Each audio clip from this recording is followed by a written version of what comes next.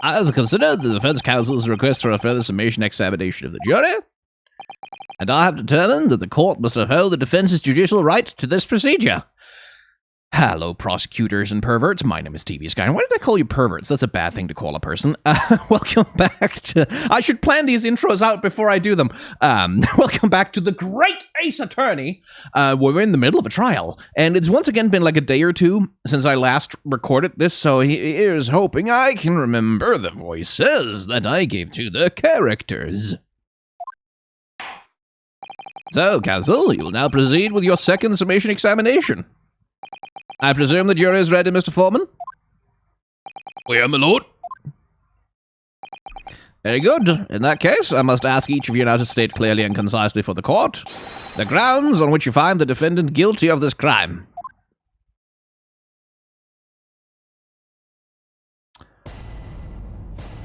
Okay, then.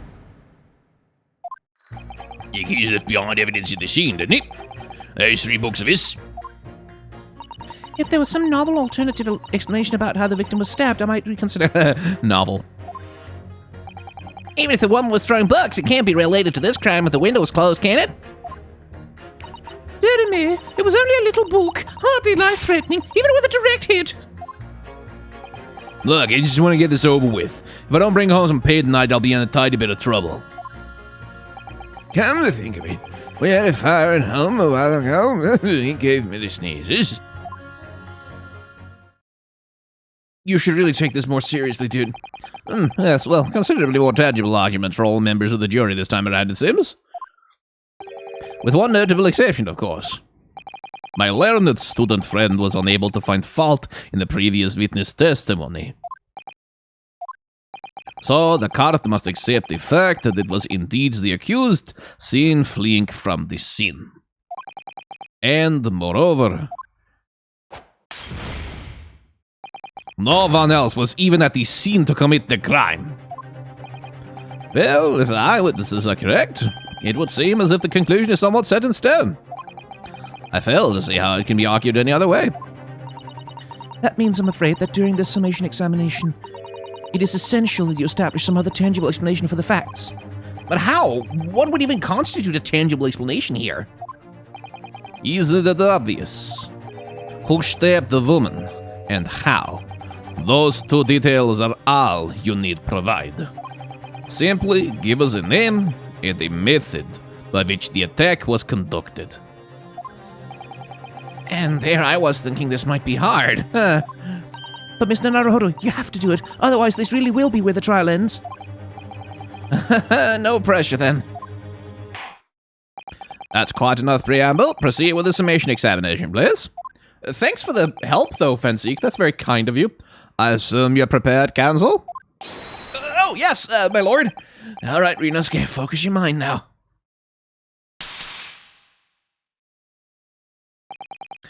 Clearly, the key to the summation examination is going to be juror number 4, the maid, or should I say Mrs. Garrideb.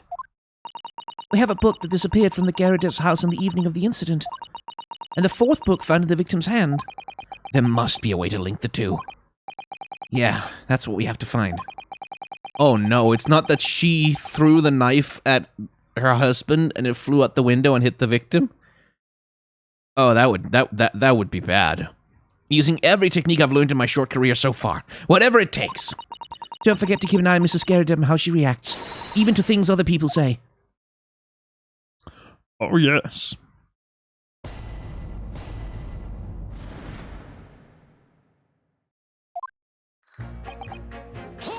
Let's hear. But as we now know, there were 4 books, not 3. Well, what difference does it make? There's every possibility that the 4th book is in fact belongs to the defendant's landlord. Yeah, that's the part I have a problem with.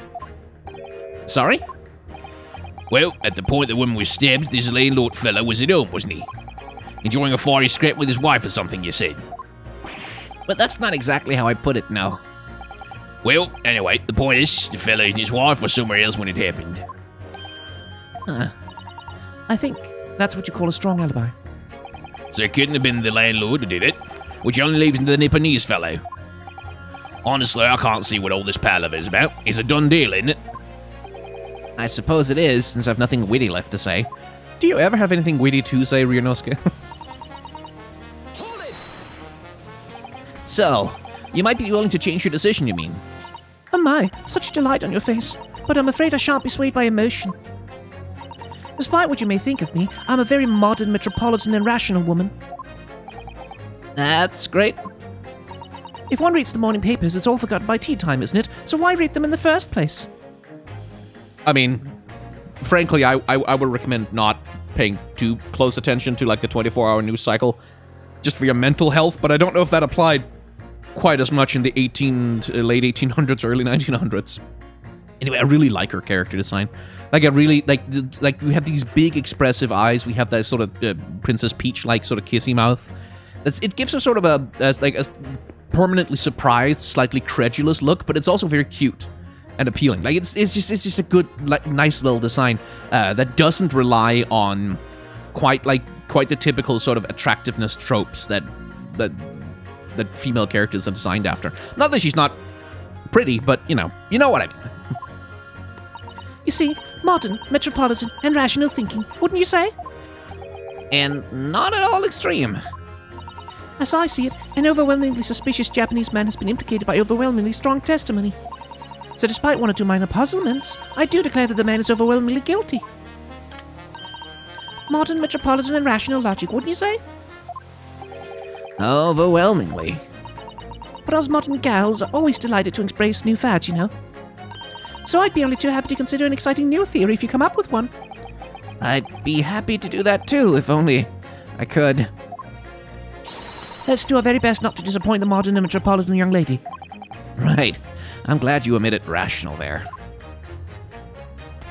I mean, people who self-identify as rational tend to be anything but. Like, not always, but a lot of the time. But what about the possibility that the window was open? No, what about it? I mean, there's just no way that could have been. How could you be so sure? The prosecutor fellow there said it earlier, didn't he? Winters in London are no joke. You don't want to invite that sort of cold indoors. So no, that window wasn't open. Us Londoners like sitting by the fire and staying warm, see? But you couldn't categorically state that the window wasn't open, could you? It just wasn't. They wouldn't have opened it. Then what's the point in even having windows, huh? Counsel, you will kindly refrain from childish bickering. Oh, sorry. Somehow, I need to show there's an undeniable possibility that the window was open. Because this young man isn't gonna budge otherwise.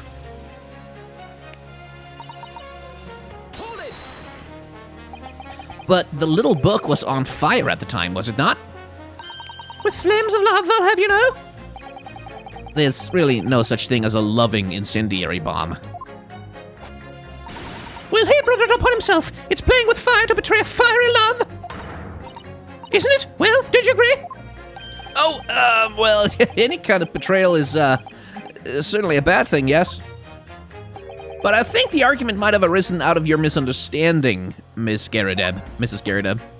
Never you mind that. The point is, we were just having a jovial little dispute. Nothing more. Like, we try not to take it too seriously, but that is spousal abuse.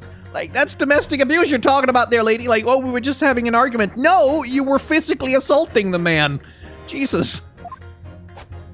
And you keep trying to physically assault the person next to you. And I won't have any more of these suggestions that it was anything whatsoever to do with this crime. Right, well, we'll see about that. What about juror number 5? He doesn't seem to be turning a hair at Mrs. Garrideb's relentless onslaughts. It's almost as though he's used to it. What a gentle soul he is. That's not a good thing! You should not be used to that!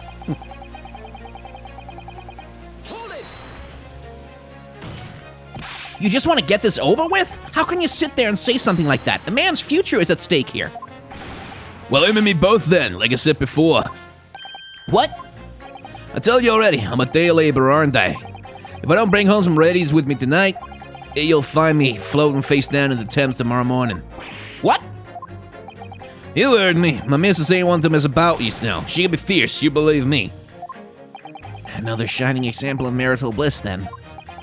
A situation like this cropped up the other day. It was, do you know, it's funny, but I can't quite remember. Sorry?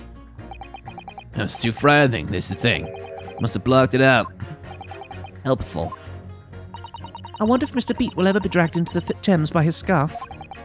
Don't even go there, Mr. Sato. Yeah, spousal abuse. Haha.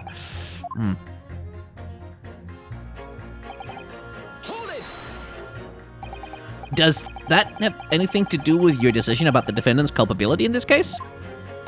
Sorry, what's that? You'll have to speak up, lad. Could you tell us more about that fire?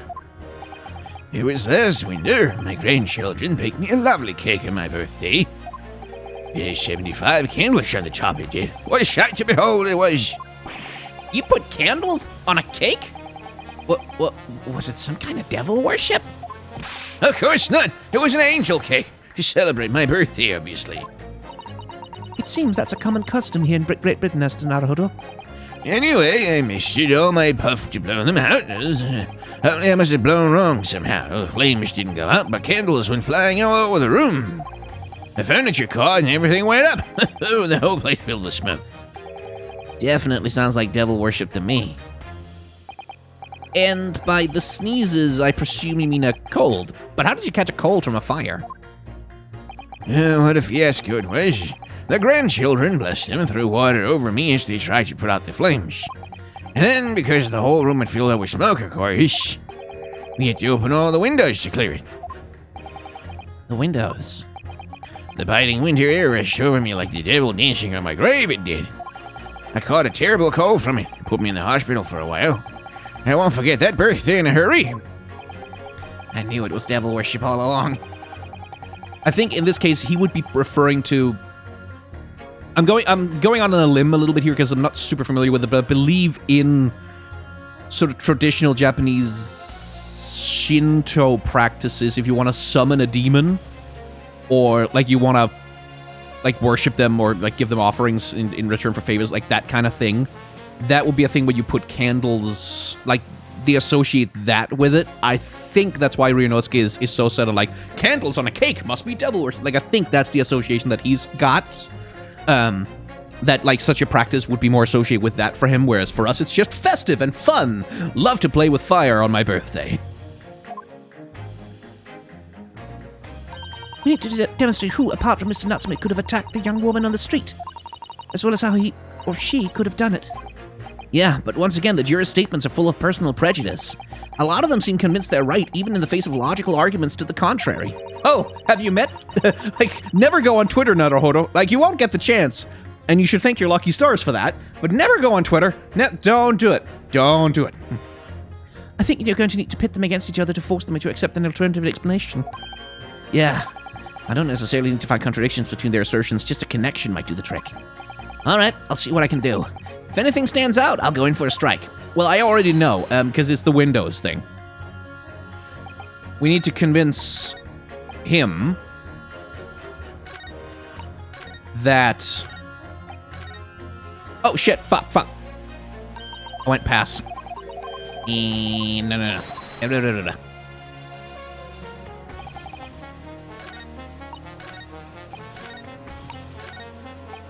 There. You. Objection.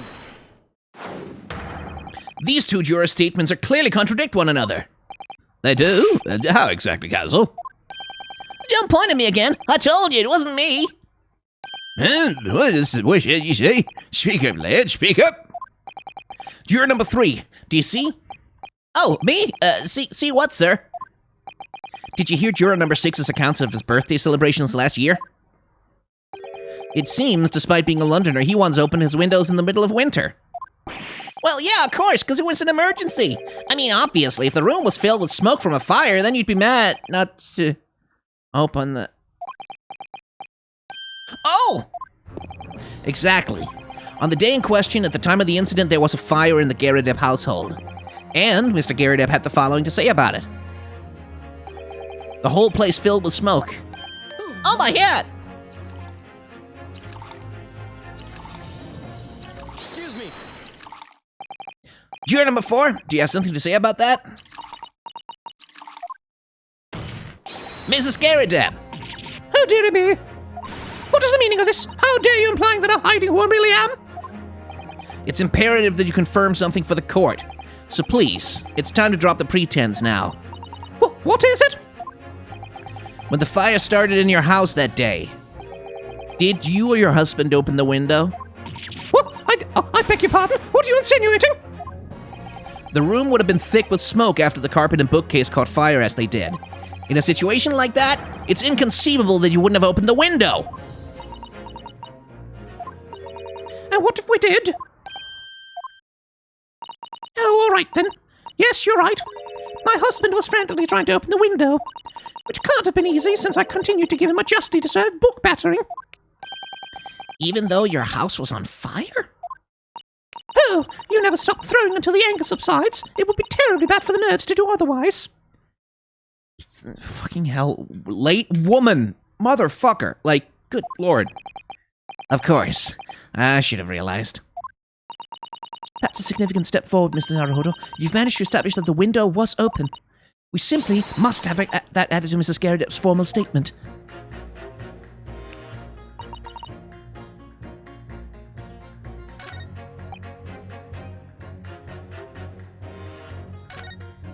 Okay, so we have to pit her against him. Objection. Hold it.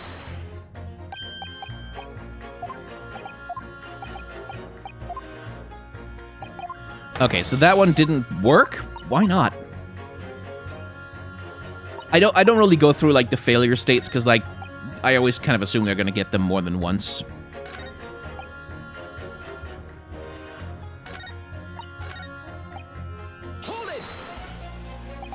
At the point when the victim was attacked on Briar Road, we know that there was a small house fire in the Garrett household on the opposite side of the street.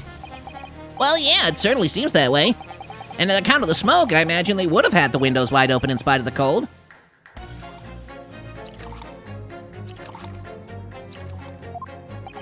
We also know that Mrs. Garrett was throwing flaming books at her husband. Her husband, who was backed into the corner by the window due to his wife's frenzied attack. Yeah, that's right. So there's definitely a chance that one of the books could have flown past the man and out the window. Only what? Only I can't really see how it could have gone all the way over to the other side of the road, that's all. Ah. So I don't really see how I can change my decision, really. Oh, I see. That wasn't enough. What's it gonna take to persuade these people?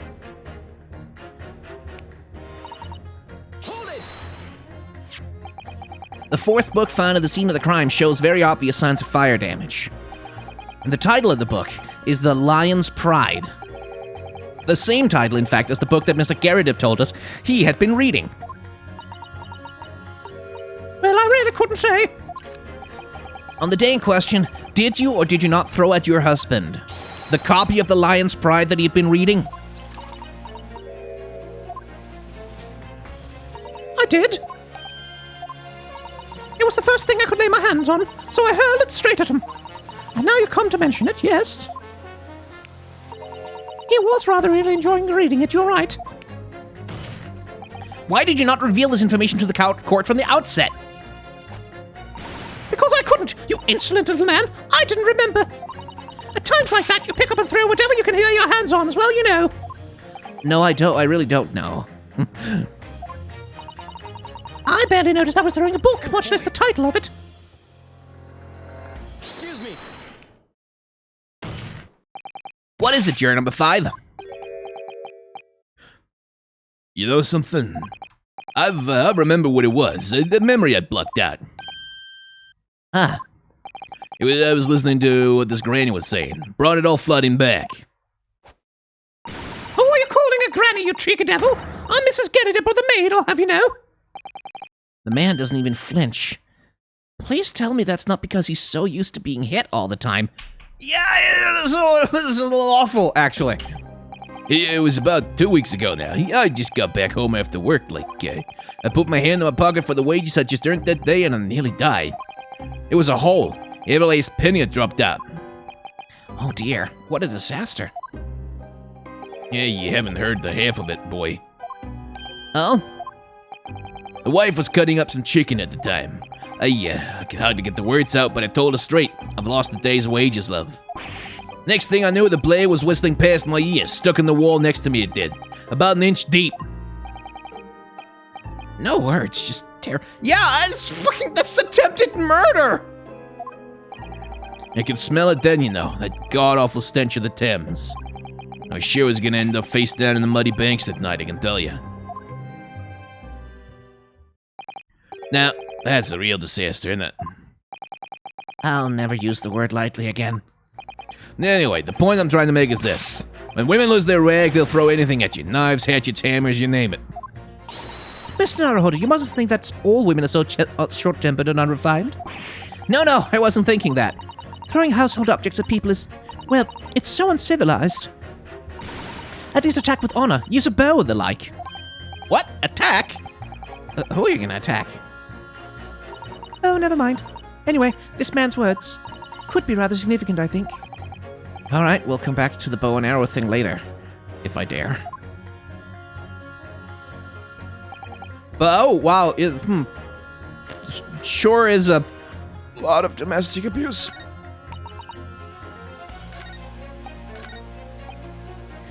Okay, so it is going to be the thing where Mrs. Garrideb probably threw a knife.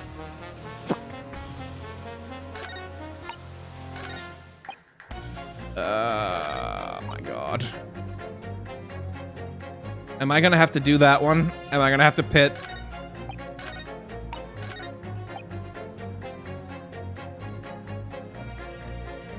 I think it feels like it should be too early to do that, but I don't have any better ideas right now, so fuck it, let's give it a shot. Hey, it worked! Those two statements clearly have a deeply significant connection. Good grief, you mean they don't contradict each other? Explain, counsel, at once.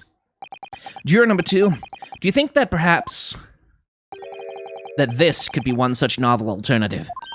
Oh my, whatever do you mean? An alternative explanation as to how the victim was stabbed in the back. What are you talking about? We demonstrated that the 4th book, The Lion's Pride, that was found at the scene of the crime, originated in Mr. Garrideb's room on the top floor of his house. Therefore, it's equally possible that some other object besides the book could have found its way from the Garrideb household to the street below. Oh, what's this now? After all, Mrs. Garrideb could have thrown any number of different objects at her husband. Isn't that right, juror number 4? What are you insinuating now, you little beanpole? I'm beginning to think that, ever since the true origins of this book came to light, perhaps she's had a feeling this might be what happened. Now you listen here, you Eastern Kelly. As foreman of this jury, I demand a straight answer.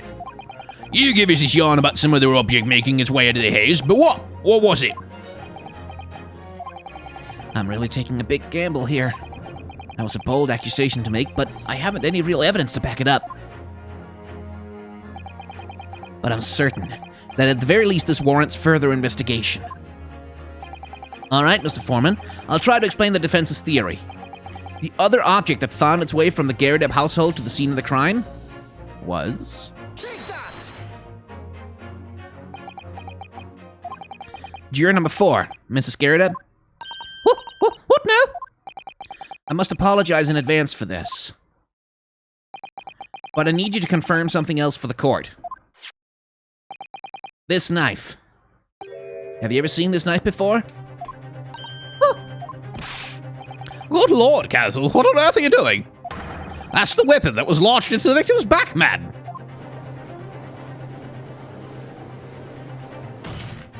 My lord, remember that when the victim was attacked, Mr. and Mrs. Garrideb were in the throes of an argument. Mrs. Garrideb was hurling anything she could at her husband, who'd been backed up against the window. A window that had been opened to clear the smoke through which a book sailed to land at the crime scene. You can't seriously believe that. The book was found in the victim's grasp. Are you saying they flew out of the window and across the street to land neatly in her hand? Even my missus hasn't got a name like that. Yeah, I admit, there are many details we don't yet understand. But that's the point. That's precisely why. We must not allow this trial to end. Not right now. Oh my. Mrs. Garrideb, your answer, please. Have you seen this knife before or not?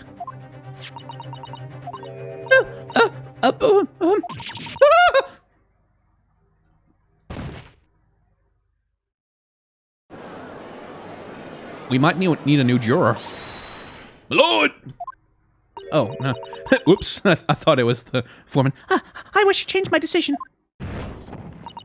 I'm a woman of my word, after all. Thank you, madam. Yeah, I agree. I certainly didn't see this coming, but I just don't think it would be right for this trial to come to an end now with so many unanswered questions. Mr. Foreman! Yeah, I'd have to agree. Not that I think the granny did it, mind. Yeah, you know what? I'm not quite happy about this at the moment either. All together now, ladies and gents.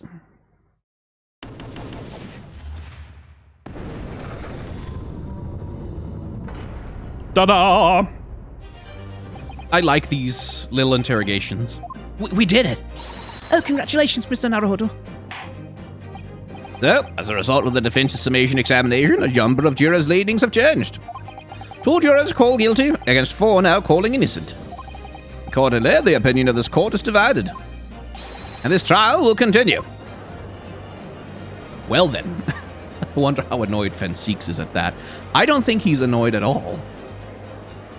He helped. Like, I think I'm getting to see him. Now then, Lord Fenseeks, how does the prosecution wish to proceed?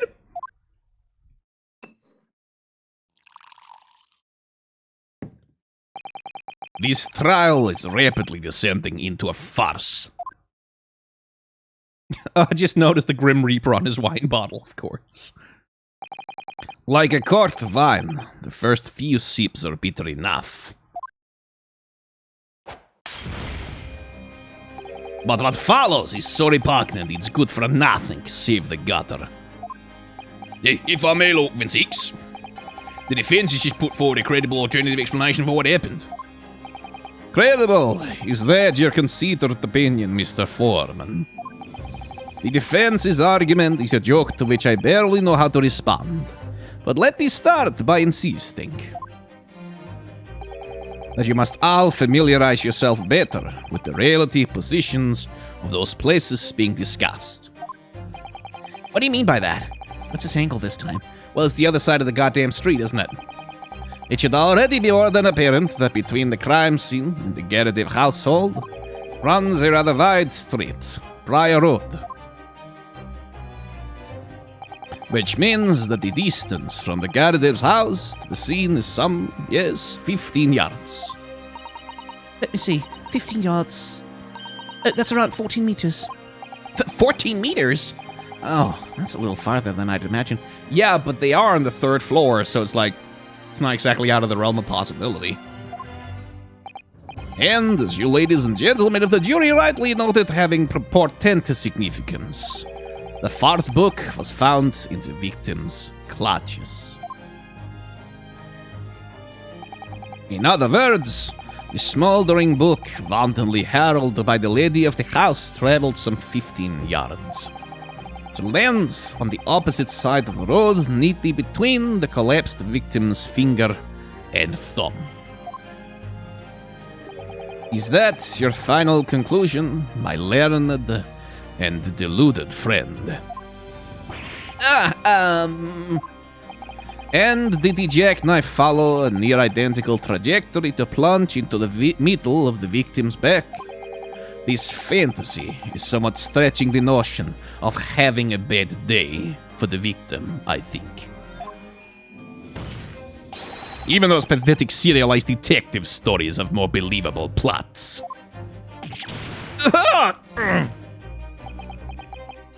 There's nothing I can say to that. That prosecutor loves the sound of his own voice. Mr. Sato! Serialized detective stories are pathetic, are they? How dare he? Maybe let's pick our battles here. My lord, might I be allowed to speak? As judicial assistant, you may speak for the defense, yes? Go ahead. The prosecution may consider the idea a fantasy, but what the defense has postulated was believable enough to persuade the jury to change its leanings. And as such, the court has a duty to explore this alternative explanation as thoroughly as possible. To that end, Juror number 4, Mrs. Joan Garrett, must be called to testify and submit to cross-examination. Says alive! A cross-examination of a juror.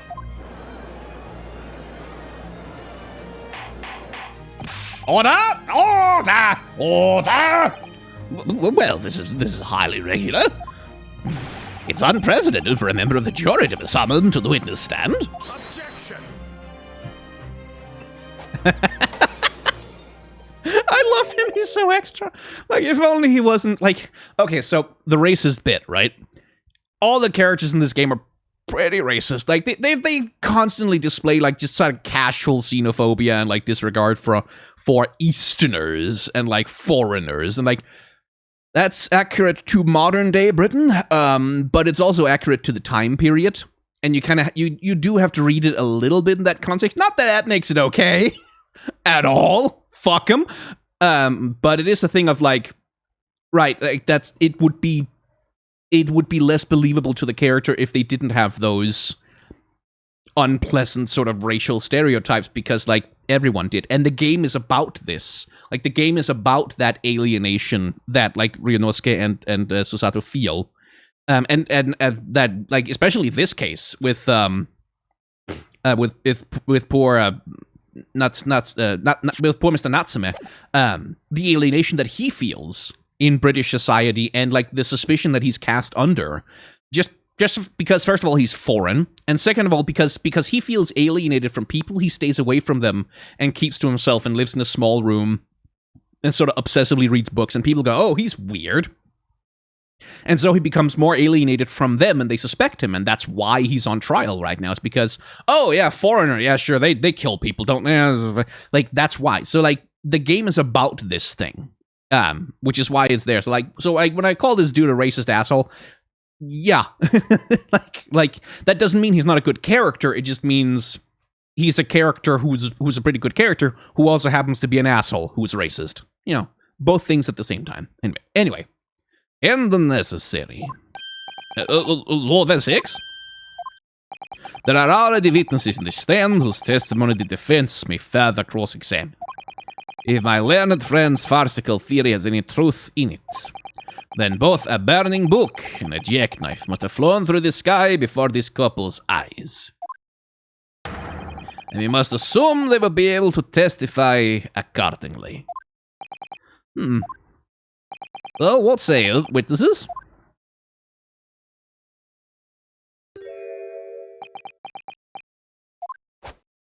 Yes, sir! Constable Rowley be reporting for duty, sir! Well, good morning, officer. Sorry for dozing until now, sir. I haven't slept for a month on account of Verlin who's appeared in my bait, sir. Oh, they're so heroic, these London bobbies. Tricia, my darling, I've been neglecting you, but no more. Oh, Rowley, my hero, you make me swoon. Just get married so you can fuck. Or, well, no, they are married, so they can. Then why are you all up on each other like this? Jesus. Very well. I hereby reject the defense's request. Oh. And order the witnesses in the stand to testify again. State forthwith before the court any details pertaining to the defense's alternative explanation of events. Yes, sir. Be nice to finally get to talk to him. I do love the little detail that he's like chewing on the chin strap of his hat, like a sleeping child. Because these two kids are so fucking baby-faced fucking Zoomers. So tedious and tiresome how you're young and energetic and you have like hopes and dreams and enthusiasm for things. I had enthusiasm once. It was awful. This crisis has nothing to do with Mr. Gary Depp. Believe me, a London's Bobby is as good for his word. You see, sir, the victim on the top floor of the Gary Depp house had top hinged casements. Obviously, if anything had been thrown out of the windows, we would have seen it. I did leave the scene to go fetch help. My trusty Rowley was there to make sure nothing was disturbed. I didn't take my eyes off the crime scene for one moment, sir. Nothing strange to report on that front, sir. Interesting. Let us press the issue. Well, this is quite startling. Top-hinged casement windows. That detail was not in the police report, Constable. Oh, yes, sorry about that. I must have been a little drowsy. You cannot excuse your sins with drowsiness every time, Constable. No, sir. Sorry, but what exactly is a top-hinged casement window? And you cannot excuse your ignorance with such trite remarks, my learned friend. Been in the country for 2 days, Jesus. Of course, sorry. I found him, Mr. Naruhodo. Cast your mind back to the windows in Mr. and Mrs. Garridip's room. All right, I'll try. All right. So the window opens in order to allow air to circulate inside the house. Oh, shit, right. But as it's a top-hinged casement window, it swings open along the upper edge, you see. I'm glad you've rectified your ignorance. A casement window's most prominent feature is its stay, a metal bar which prevents the window from being opened beyond a certain point. It prevents it opening? This is all news to me. Absolutely correct, sir. In other words, if a book or knife were to have been thrown through the open window, it would have clattered against the pane and fallen straight down to the pavement below. No. You see the problem then? Good. Your education in windows is complete. There was never any possibility of either the book or the knife traveling 15 yards over the road. That is, unless the window pane had been shattered. Something we've discounted already. That can't be. Did you see that, really? That young Japanese man just collapsed in agony. Oh, yes, my darling. I saw it. I saw how he crumbled before me. Oh, really? You're so strong. Can't they just go to, like, the lobby and get it out of their system? How's this happening? I haven't even started the cross-examination yet, and already my argument's been destroyed. Counsel, if you could drag yourself upright again, the court awaits your cross-examination. My lord. Oh, good. Another desperate situation.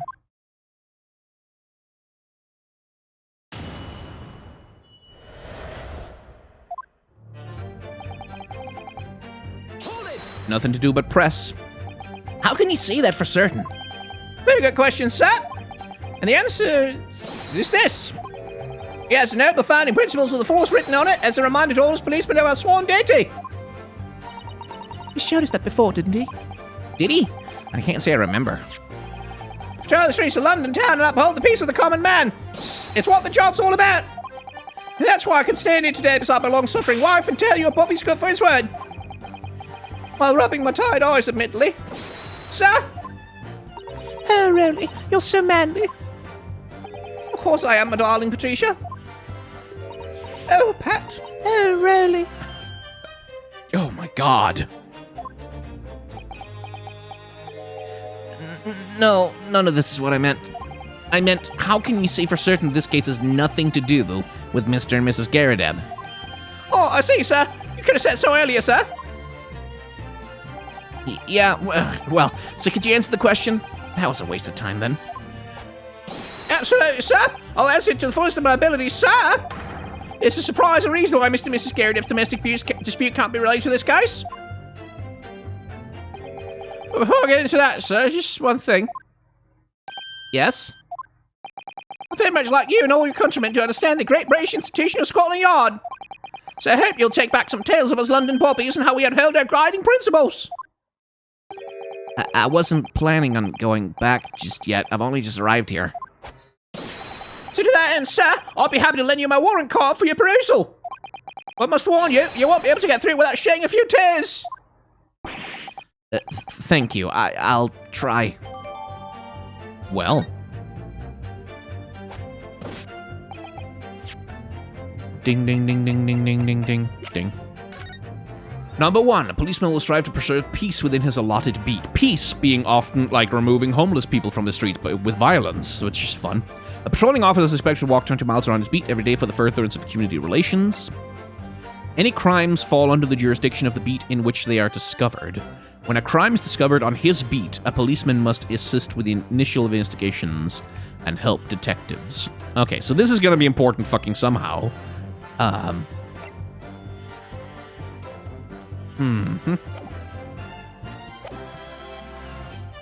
it! By which you mean they don't open fully, is that correct? Yes, sir. As you said, there's a lot of bit of air through the house, you see? So they're strictly restricted as to how much they open.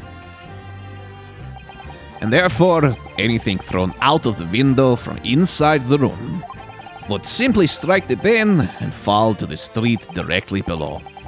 For clarity, allow me to mark the map. Good, thank you. Here is the location where objects would have fallen.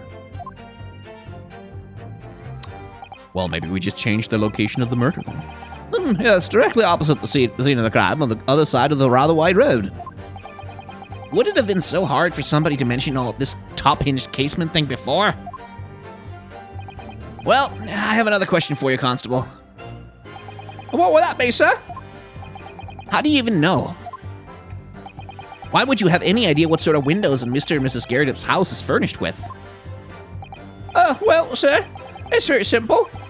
You see, I helped with the investigation yesterday.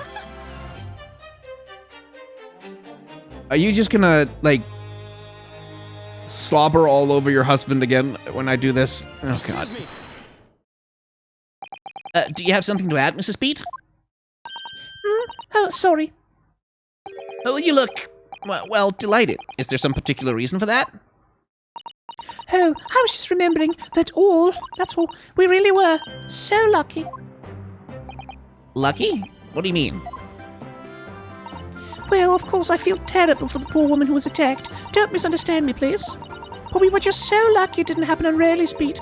It was so close, you see. Oh, I hadn't realized. Oh, yes, that street, Briar Road, that's the boundary between Rayleigh's beat and the next one. Isn't that right, my love?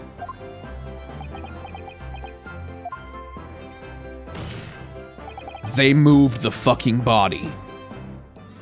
They moved the fucking body. Oh my God, okay. Constable Beat! Yes, that's right. That's the reason I was helping out with the interviewing the occupants of the Garrett mouse sale yesterday. The house is on my beat, you see, sir. Huh? That really was cutting it close then. Constable, I wonder if you could clarify something. If the Garrett household is on your beat, does that mean the pavement next to it is as well? I saw Mr. Garrett's house. Yes, ma'am. Pavement on that side of the road is part of my beat. I see. I was unaware of that. Just think, if the woman had been attacked just on the other side of Briar Road, we would never have been able to go for that meal to celebrate our wedding anniversary. But that's the life of Bobby, after all. Extraordinary people are Bobbies. The tilers are working for the benefit of all Londoners. Unless they don't own property. Like, I really cannot fucking stress this enough that, like, especially during, like, the Victorian and Edwardian era, like, the police work for people who own property at best, and mostly they work for the state. They don't work for, like, if you're homeless, if you are out of work, if you are poor, if you are an orphan. They don't work for you. They don't give a shit if you die, because that's not their job to give a shit if you die. So, like, just pushing back a little bit against this pathetic idealism of the police. Like, if you however you feel about the institution of police, and I have rather dim feelings about it, but like, however you feel, you have to recognize the fundamental nature of the thing is not to serve the people, it is to serve the law. And the law is written by governments which are controlled in large part, especially in the Western world, by people who own property, i.e., those who own the means of production. Cue Marxist music of whatever, like the International or whatever the fuck. Like, but that's like even capitalists agree with me on this one, is like the police work for the state. They don't work, like, propaganda is, oh yes, to serve and protect the people, but that's not That's not what the police is for. The police exist to protect the state by enforcing the laws of the state. And if you live outside of those laws, like, for example, if you don't own property, if you're homeless, like, this is something that happens, like, it's happening in London, it's happening in San Francisco, it's happening all over the Western world especially, that being homeless is being made illegal. Like, not necessarily in the law that says you are not allowed to be homeless, but in laws that say, well, if you're homeless, you're not allowed to be in these public areas. You're not allowed to sleep in these public areas. You're not allowed to sleep in front of businesses. You're not allowed to sleep under highway overpasses. You're not allowed to, like, it just sets down all these places you're not allowed to be, and then the police can come in and remove you from society with violence, remove you from the sight of people who own property or people who have homes. Like, so, like, the police does not exist to protect, for example, homeless people, which is what the propaganda is, to serve and protect the community. Well, who the fuck needs more service and protection than the homeless, but they're not the people that the police exist to protect or exist to care for. So, like, it's like, this game is very idealistic about the law. This is one of the ways in which it kind of sits in my throat and rankles me. Anyway. Do you know what I think? I think it was the good Lord's way of rewarding my Rowley for all his hard work. Don't you think so, my darling? That must be it, Pat, my love. That must be it. I think perhaps we should make sure we have that information officially on record. Leave it to me, Mr. Naruhodo. I'll take care of it immediately. The case file's information has been updated in the court record. Just outside of his beat, huh? Now it's my turn, I think. Let's press you for some information there.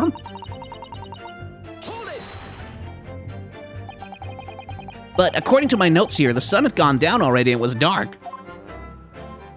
Oh, but Rowley and I were strolling along, gazing at the night sky and looking for a lucky star. Sorry? The star that will guide us to eternal happiness. Can't it guide you to answer the question? If a flaming bug had cut across the sky in front of us, it would have lit up like a shooting star. And if I'd seen a shooting star, I would have made a wish upon it. There'd really be an expector, I said. 3 times at least. Of course, what with the smog and everything, we couldn't actually see any stars. In short, are you trying to say that neither a book or a knife crossed the sky before you? Yes, sir. That's correct, sir. As sure as the night sky in London is to starless, sir. Huh. It certainly seems like they're telling the truth. And then we saw the poor woman fall to the ground, so we ran straight over to help her. Hey, good question. Why were you walking outside of his beat? I did leave the scene to go and fetch help, but my trusty Rowley was there to make sure nothing was disturbed. Yeah, you said that you went to a nearby police box to fetch another officer. Is that right? That's right, yes. If it had been a Rowley's beat, I would have known exactly where it was going, of course. Don't feel bad, my love. You can't be expected to know the location of every police box on every beat. So Rowley told me the way, only I sort of got a little lost on the way.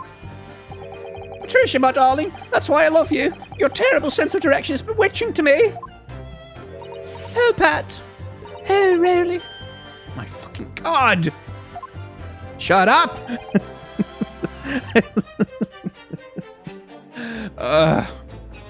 Oh, please. So, I suppose I was gone for about 15 minutes. But like I said, my Rowley was at the scene the whole time, making sure nothing was disturbed. I was off duty at the time, of course, but a true Bobby is never really off duty, sir.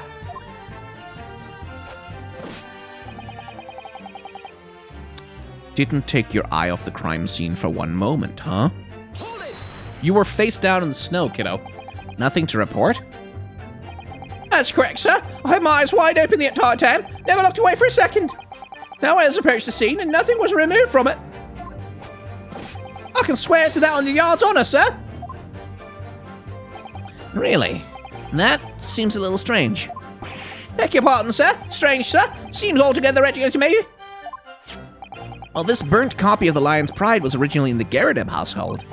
So the question remains, how did it find its way into the hands of the victim? Can you shed any light on that, seeing as you were at the scene of the crime the entire time?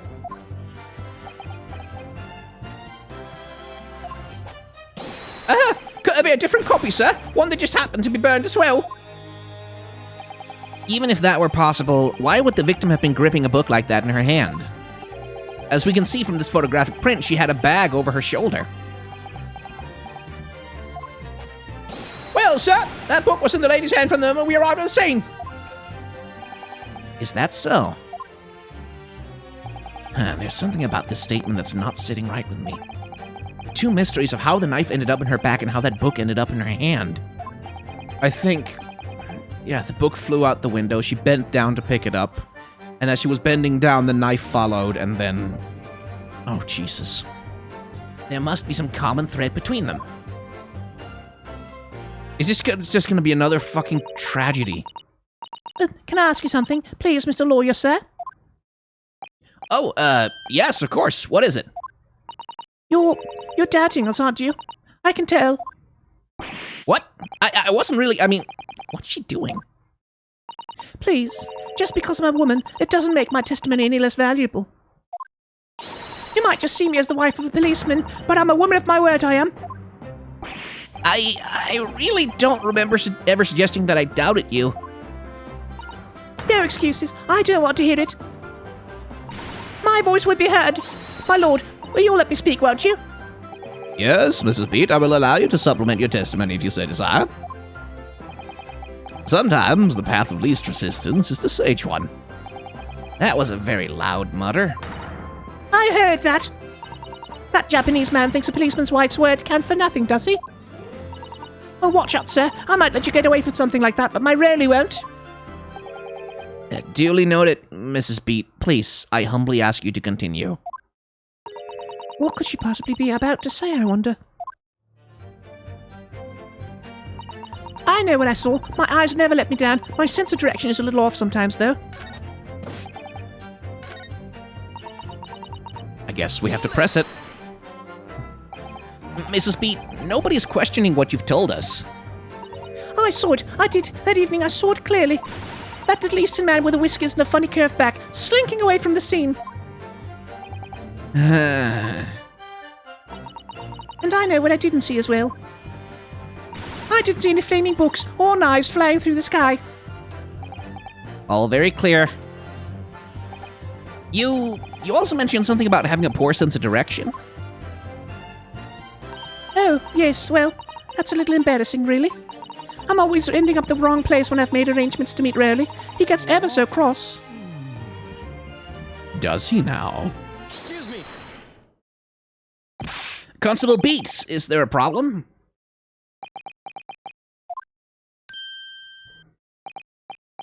No, sir. No problem, sir. Did your wife's remark just now bring something to mind, perhaps? Well, I mean, in a way, sir. Yes, sir.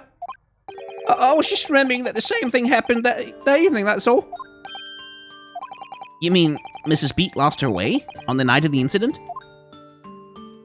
Well, you see, I sent her off to fight a police box the next beat over from mine. Well, she was gone a fair bit longer than I was expecting. I thought she'd be back inside 10 minutes, but my darling was gone a good 15. Oh, really? You're such a tease. But the reason I was so long was because of the bouquet, silly. The bouquet? Sorry, what bouquet are you talking about? Oh, it was a present for our wedding anniversary. Really so romantic. He saved up for it with farthings and halfpennies he found in the gutter while doing his rounds. I wanna go. He's clearly got something to say about it. I wanna pursue him. Yeah, how romantic. I'd forgotten all about it until just now. Had you, my darling? Yes. But that was just between us. No talking about to anyone else, darling. You have to Really? Oh. What was that all about? Constable Beat looked very obviously troubled during that exchange. I'm afraid I can't offer any useful insight, Mr. Naruhodo. But I'm quite sure of one thing. We have to ask Mrs. Beat about the bouquet. Mrs. Beat, this bouquet you just mentioned. I'd like you to add details about it to your testimony, please. Oh, really? Yes, I'd love to.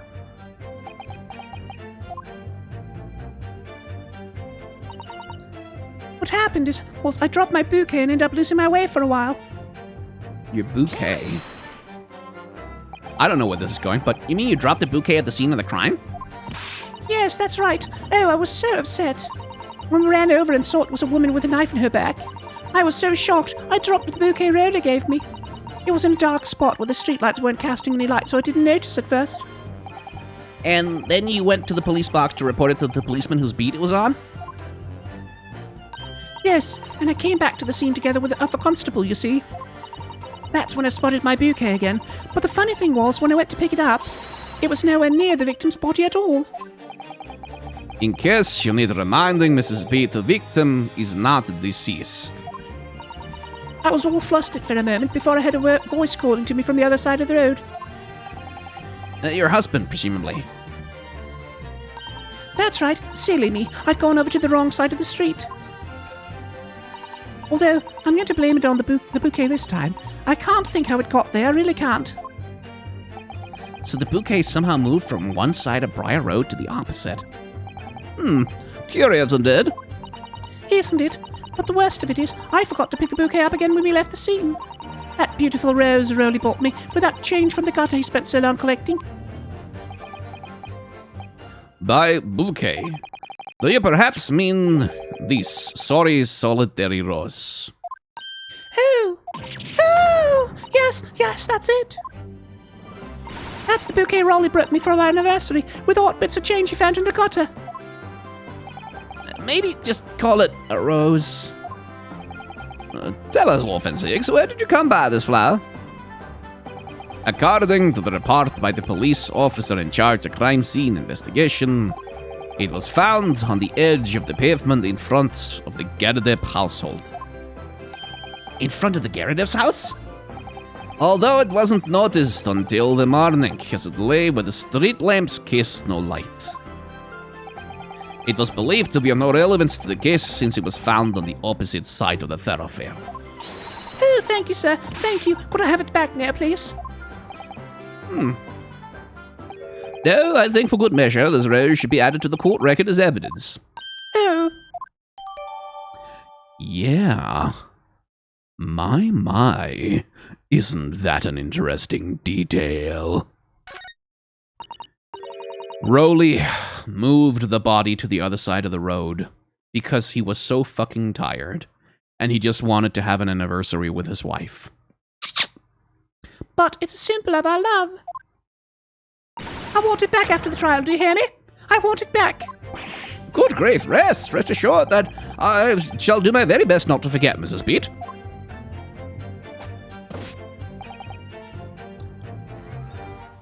Didn't take my eye off the crime scene for one moment, didn't you? Well, now.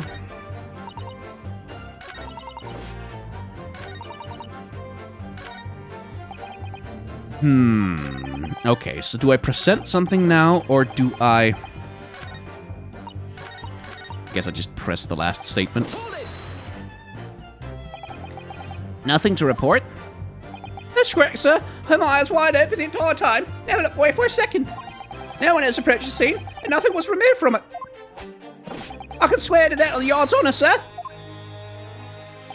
Really? That seems a little... Okay, we've already been through this one.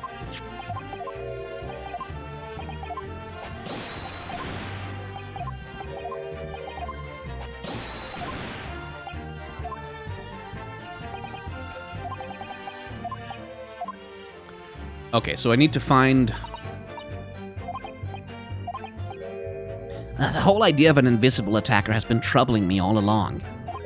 But I believe I'm starting to get a picture of what really happened here now. The fourth book that had no business being at the scene of the crime. I'm sorry I skipped those little bits before. I thought it was just going to be going through a generic end of section loop. Made me sure that Mrs. Garadep was hiding something from us. But it's becoming increasingly clear that someone else has been hiding something from us as well. I think I may already be armed with everything I need to strike a decisive blow here. This time, I'm going to expose the whole truth about this mysterious affair. Right. But...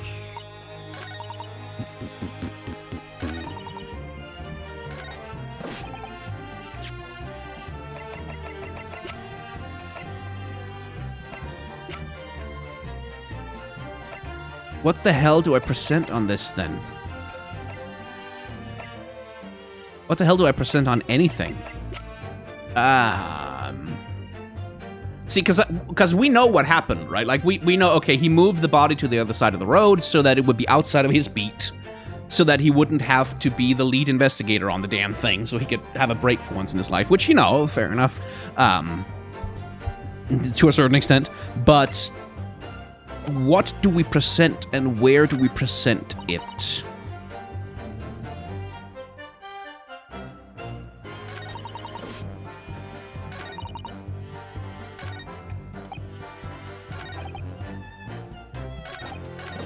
Because I can only think it must be this. Like he says, I didn't take my eyes off the crime scene. Nothing strange to report, right? Let's just try the bouquet. Objection. Hey, it worked! That's the adventure game logic that's sometimes, you know, that's sometimes a little bit messy in these games. It's like you kind of have to, okay, shit, like which bit relates to that other bit specifically. Anyway. You claim, Constable Beat, that there was nothing to report in the 15 or so minutes you were guarding the scene. But that cannot be. What do you mean to say? In your testimony just now, Mrs. Beat, you explained to the court that when you arrived back at the scene of the crime with the policeman assigned to that beat, the bouquet you had dropped at the victim's side was no longer anywhere nearby. Yes, on the opposite side of Briar Road to where the victim was attacked. But considering the size of that meager bouquet, if a single sorry bloom can be so described, no doubt it was blown in the wind across the street, back into the gutter where it belongs. Eager? Objection. But if that were the case, why did Constable Beat not testify to the fact? Huh? No one else approached the scene, and nothing was removed from it. Constable Beach swore to that on Scotland Yard's honour. But the bouquet belonged to me. It has nothing to do with the case. That's why I rarely didn't mention it, I'm sure. No, because sadly, it's not only your bouquet we're talking about here. More than one thing in this case is mysteriously the wrong way around. What are you talking about? Think about it. Besides Mrs. Beat's bouquet, there's Mr. Garrideb's book.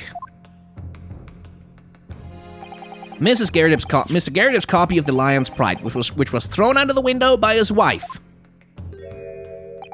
would have struck the pane of the casement window and landed here, on the west side of the street. And yet, it was actually found here, on the opposite side of the road in the victim's hand.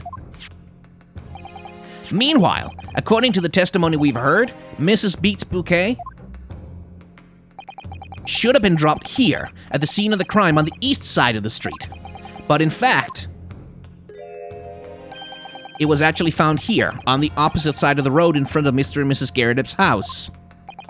There's no logical explanation for those things, unless somebody deliberately moved them. What are you trying to say? The way you're talking, it sounds like you think my Rayleigh's done something wrong. Don't listen to a word that scrawny lawyer says. Wittering on about books and bouquets. Why should we care? It's nitpicking, that's what it is. Oh, good. Mrs. Garrideb's come around. You might call it nitpicking, Mrs. Garrideb. But deliberately meddling with the scene of a crime is a criminal offense. It's called, tampering, Mr. Naruhodo. But the person responsible for this tampering cannot admit to it, for a very subtle but compelling reason. Objection. Tampering? You've barely heard the term before. Tell us, my learned friend, who could possibly have had cause to carry out such an elaborate deception? Yes, there is someone who tampered with the scene of the crime that evening. All the evidence and all the testimony points to that one particular person. Counsel, I must demand that you substantiate this conjecture. Who are you saying is responsible for tampering with the scene of the crime? Well, Take that. obviously, there's only one person it could have been. Constable Rolly Beat, it was you! What? A policeman? A member of Scotland Yard? What nonsense! Why would my Rayleigh do something like that? There's no one straighter than my husband. Okay, No Bobby works more tirelessly for the people of London. Mrs. Beat, you said in your testimony that your husband asked you to go to a nearby police box to fetch the officer on duty. The 15 minutes that you were absent from the scene is the only opportunity anyone had to tamper with it. You're making it up. It's all nonsense. It's all lies. What about the Japanese man with the whiskers? I bet it was him. He did it. If that was true, Constable Beat would have seen him do it. Oh. And forgive me for pointing it out, but when you dropped your bouquet, Mrs. Beat, it was after the defendant had fled the scene. Oh, well. Objection!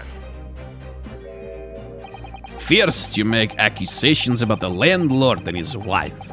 And now you incriminate a policeman as well. But your accusations lack one very important thing. You claim the crime scene was tampered with. But there is only one reason why anyone would commit such a reckless crime. To hide something. That's right. He's right. But my husband and I just happened to be there. That's all. So why would we have anything to hide? It doesn't make sense. You've offered no motive for this alleged tampering. And until you do, your accusations are nothing but empty threats. Well, thank you for prompting me. Constable Beat had a very good reason for wanting to tamper with the scene of the crime. That's the key to this entire affair. Mr. Naruhodo, have you managed to solve this mystery? Counsel, you have made a very serious accusation against a London police officer. If you are mistaken, I'm sure I need not point out that your reputation as a lawyer will be irrevocably damaged. With that stark warning in mind, you'll now explain to the court what the motive is for this alleged tampering. Yes, my lord. By the way, here's another little thing you notice, like how, it's a very serious crime to accuse the police of wrongdoing. Why?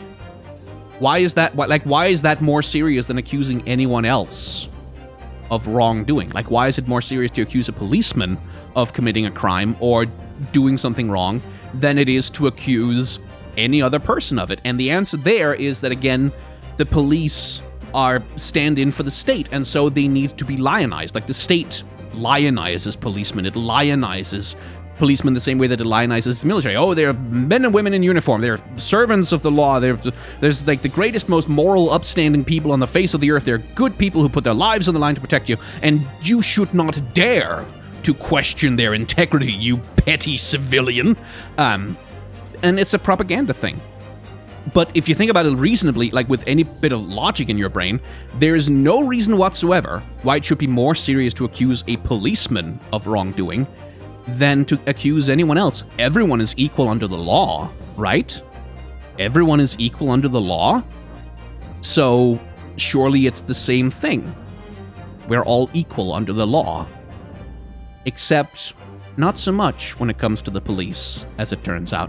Accusing the police of wrongdoing, that's a serious thing to do. You shouldn't do. That's like, you should be very careful about doing that because the consequences of doing it could be very dire and severe. Your reputation will be in tatters if you do that. People will side-eye you and like, you'll be socially outcast if you dare to doubt the integrity of the police. Whereas if you dare to doubt the integrity of your fellow, like, community member, okay, I mean, you're just mistaken, I guess. No big deal.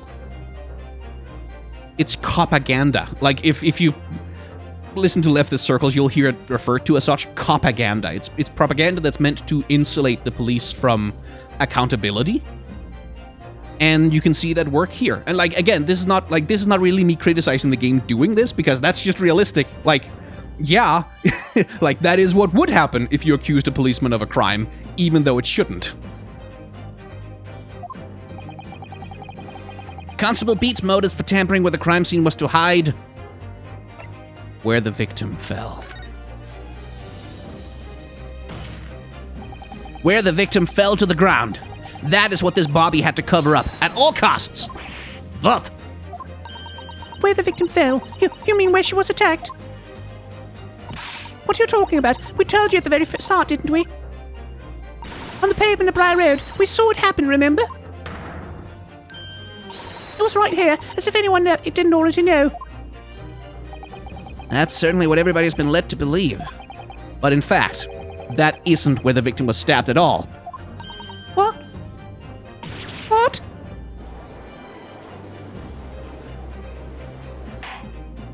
I'm beginning to wonder where this tumultuous trial will end, Counsel. If that is your assertion, then the court is dying to know, my Nipponese friend. Where are you proposing that the crime actually took place that evening? Take that! But that's on the opposite side of the road. I don't understand. On the evening in question, Mr. Garredeb's book fell directly down from the open window above. And your bouquet, Mrs. Beat, never moved at all. What did move was the scene of the crime itself. Good gracious! Objection!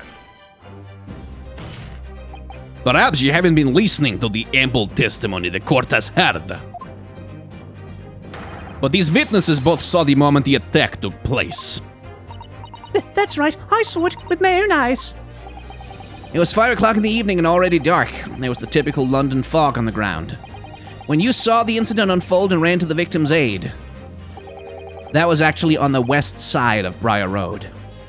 No, that's not true. It can't have been. Constable Beat then arranged for you to be absent for a while by sending you for help. And during the 15 minutes you were away, he transplanted the crime scene. He moved all the things shown in this print, the victim herself, the 4 books. He moved everything, in fact, to the pavement on the east side of Briar Road. Extraordinary. But the constable overlooked one thing. What? What did he overlook? The bouquet, I presume. Exactly. The prosecution told the court just a few minutes ago about the discovery of the rose bouquet. Lord Van Seek said it wasn't noticed until the morning as it lay where the street lamps cast no light. Yes, it could have been seen in the dark, obviously.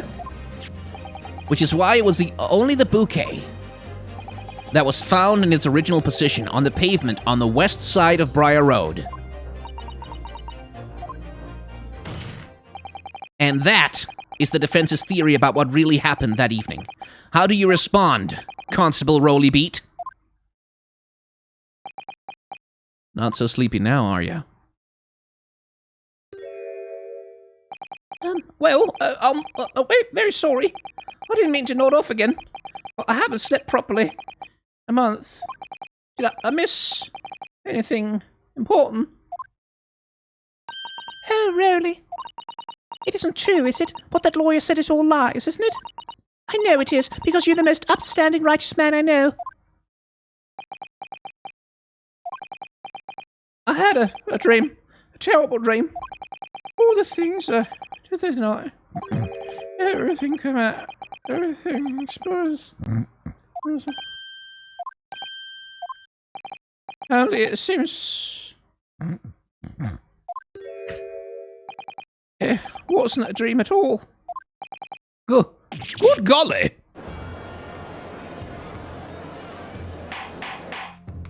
Order! Order! Order! What on earth is the meaning of all this? Oh, Rowley, why? Why would you do something like this? Moving a corpse is a criminal offense, isn't it? Wishing the victim dead should be one too. Constable, explain yourself. Why would you do this? As a respected member of Scotland Yard, your duty is to protect the good people of London town. I can't say, sir. What? I really am ever so sorry about all this. For damaging the yard's reputation. For everything. I have a possible explanation. For why, on that particular evening, Constable Beat felt compelled to move the scene of the crime. I can think of one reason. What? How could you possibly know?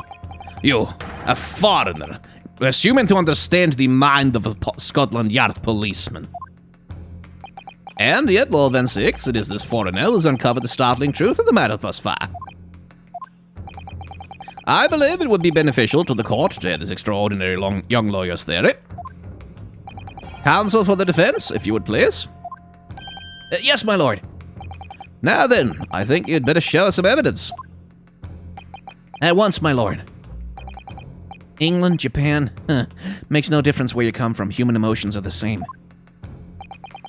And I think I have a fairly good idea of the feelings behind this man's action. What gives away the motive for Constable Beat's unthinkable actions? It's the crimes discovered on his beat must assist with investigations. There. I realize that I'm a foreigner in this land, and I've only just arrived from Japan, which is why all this information about London's so-called bobbies is completely new to me. I've learned that, though honorable, patrolling the beat is the most demanding work in the world, for example. Keeping the peace, looking after the citizens on his beat in all kinds of ways. Yeah, sure. There's no doubt that the young Bobby is charged with a great deal to do each day, certainly. But for Constable Beat, the day in question was special. Special? How? On account of this bouquet, my lord. Oh, yes. It was our very first wedding anniversary. Constable Beat had worked so hard to be able to afford this simple gift for his wife, and was so looking forward to taking her out for a celebratory meal. Then he and Mrs. Beat stumbled upon a crime along Briar Road. When he saw that shadowy figure through the fog collapse on the pavement ahead of them, what must have gone through the man's mind? Well, sir, on that one particular day, I was looking forward to celebrating my wedding anniversary. Mrs. Beat puts up with a lot being married to a Bobby like me. I wanted to show my dear wife how much I care.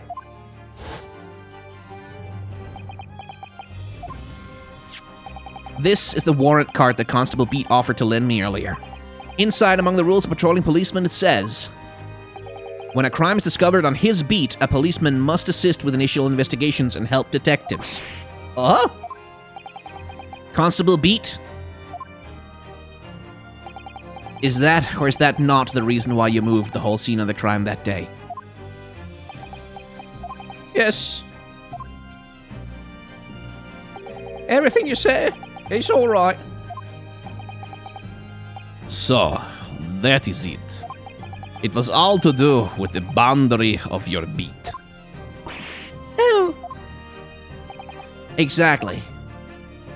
To summarize, the incident actually occurred on Constable Beat's beat. Good gracious. Constable, do you realize the gravity of what you've done? It was the first time since I became a copper that I'd ever cursed God. Stay close to me, Pat. The criminal could still be lurking somewhere. As we ran over to the scene, I had every intention of doing my duty as a police officer. We've got to report this to the station as quickly as possible. Then it dawned on me. I realised where we were, where the victim was lying, and what that meant for me. When a crime's discovered on his beat, a policeman must assist with the initial investigations and help detectives. Why here? Why did this have to happen here? And why tonight, of all nights? Why?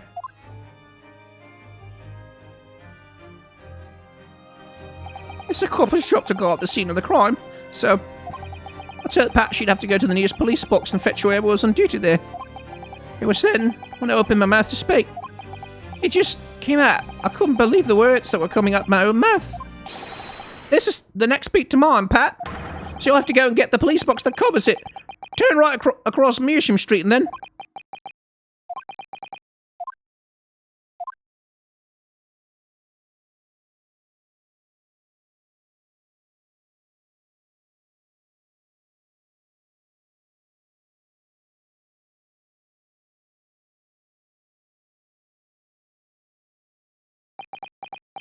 And by the way, like, I have sympathy for policeman Raleigh here, like, in terms of being worked to the motherfucking bone like that, and then expected to constantly give more and give more and give more in return for fuck all.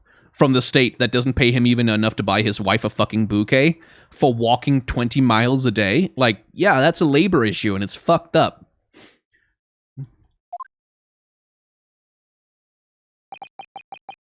I'm sorry. Oh, I'm so sorry. Oh, Constable. Oh, I just wanted, just that one night, to take my Patricia out for dinner. Oh, really? Just that one night. You know that if the incident was on your beat, your evening of celebration would be ruined. And so you decided to move the entire crime scene outside your jurisdiction. Just across the street, to the east pavement of Briar Road, which falls under the neighboring beat Scare. You see, I thought, well, I was sure the victim was dead, you see. I beg your pardon? Oh, of course he did. Otherwise, my Rayleigh would never have left the poor one on the freezing cold pavement. Ah, I see your meaning now. My God got me back for my sins, didn't he? That's why Mr. Rose bought for Pat. Oh no, really, that was all my fault. I should never have dropped it in such a dark place. I'm so sorry, Rowley. And can you tell us, Constable, how many books did you move from one side of the road to the other side in total?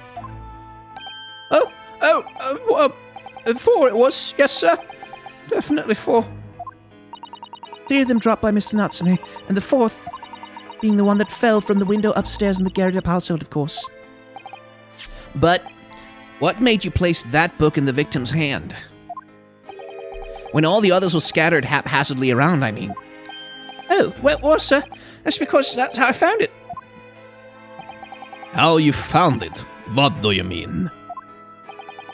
When we first ran over to the scene, the victim was already held in the book. So, when I moved everything, I made sure it was still in her hand.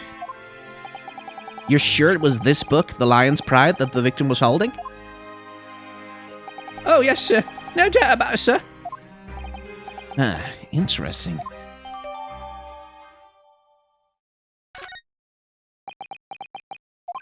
I thought it was an open and shut case at the time, you see. There were only the 2 people at the scene, and Pat and me both saw what happened. However, which way you looked at it, it had to be the fellow who ran off who'd done it, I thought. I couldn't see the harm, really. I didn't think moving it all over the road would make a jot of difference. I suppose this is it for me now. I've had it. My lord. Yes, Lord 26? I believe that concludes the cross-examination of the witnesses. Constable, you may withdraw. Yes, sir! Mr. Prosecutor, sir, what will become of my Rowley? What will happen to him? For now, you're free to go home. The police will contact you in due course. Please, don't punish my husband. This was all my fault. It's because I'm always moaning at him for coming home late. Leave it now, Pep. Let's go home. I'm tired. All right then, my love. One last thing, Constable. Sir? Let this be a lesson to you. In a criminal investigation, every detail matters, however insignificant it may seem to you. Yes, sir. Carve that lesson in your mind. And never again make the mistake of tampering with the scene of a crime. Oh, never again, sir. You mean to say? Leave now. This trial is not yet over. Sir?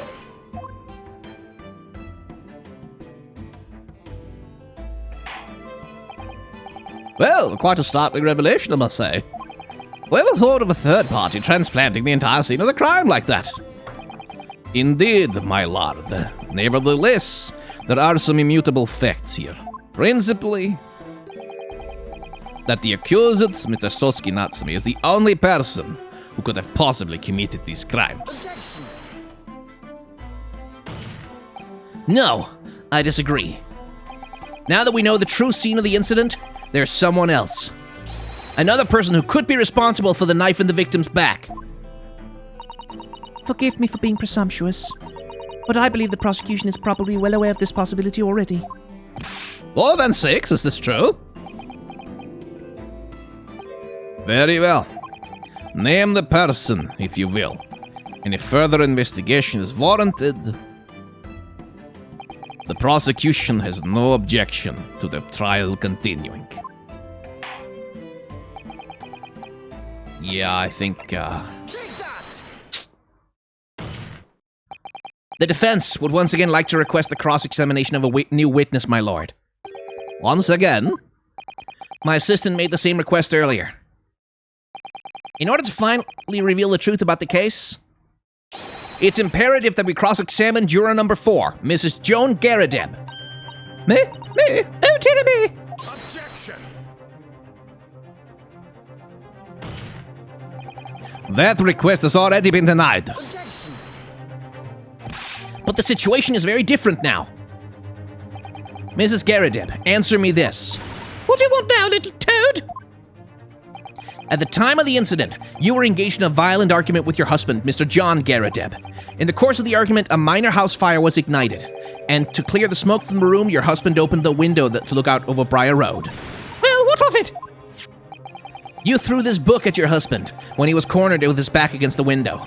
Upon striking the pane of the open top hinged casement window, the book plummeted directly down below, finding its way to what we now know to be the true scene of the incident. Yes, and as I said, what of it? During the argument, you were beside yourself with rage. As such, you threw not just books, but anything you could get your hands on. So, let me ask you one more time, Mrs. Garadeb. This knife, the one removed from the victim's back, have you really never laid eyes on it before?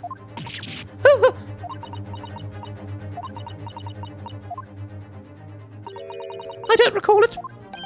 Seriously? Am I supposed to remember everything I picked up and threw at my husband? And anyway, the man over there in all that regalia said members of the jury needn't testify, didn't he? Conveniently, yes. Objection! No, I have no recollection of saying that at all, juror number 4. Oh, Make no mistake, you jurors are not special in any way. You are not immune to the judicial process. If you know something about this knife, madam, let the truth come out. but that's a common or garden knife. It could have come from anywhere. We have several like that at home. If one went missing, how would you expect me to know? What's that? Are you joking? What were you saying, please, Mrs. Garadeb? Now, you listen to me. I refuse to believe all this nonsense. I couldn't bear the thought that I'd injured someone. Do you hear? I couldn't bear it.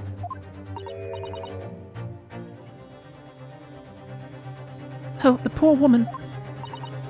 So, yes, I want evidence. I want to see hard evidence if you're going to insist on this being my fault. You're going to have to prove to me that I threw that knife if that's what you think. Come along now. Chop, chop. Do your worst. Well, Mr. Naruhodo? if I had evidence like that, believe me, I would have thrown it at her already. Then take the stand, juror. Oh, The prosecution does not object to the defense's request to cross-examine this woman. Thank you, Lord Van Seeks. I'm going to have to testify? Under oath. Juror number 4, as I'm sure you will appreciate, having observed with your very own eyes today, witness testimony can lead to the most extraordinary truths being unearthed. Truths of which the witnesses themselves may not even have been aware. Oh, dear me. So, I demand your full and unadulterated testimony, Mrs. Garadeb. And mark my words, at this court of law today, we shall extract the truth. Do you concur, counsels? Certainly, my lord. Oh, that's what I'm hoping for, my lord.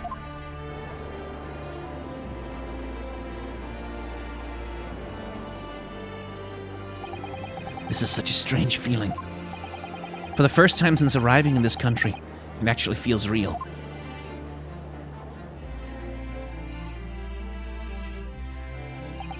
I'm here, in the Old Bailey, and I'm a lawyer.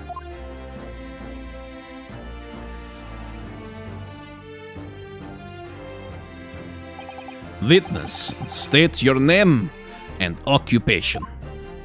Oh, yes. My name is Joan Garadeb, and I'm, I'm a juror, and such like. It sounds like she doesn't even know if she's a housewife or maid or what anymore. The court has decided your testimony is required in order to clarify matters in this case. Do you understand, madam? Yes, my lord. You will tell the court everything that took place in your household on the evening in question.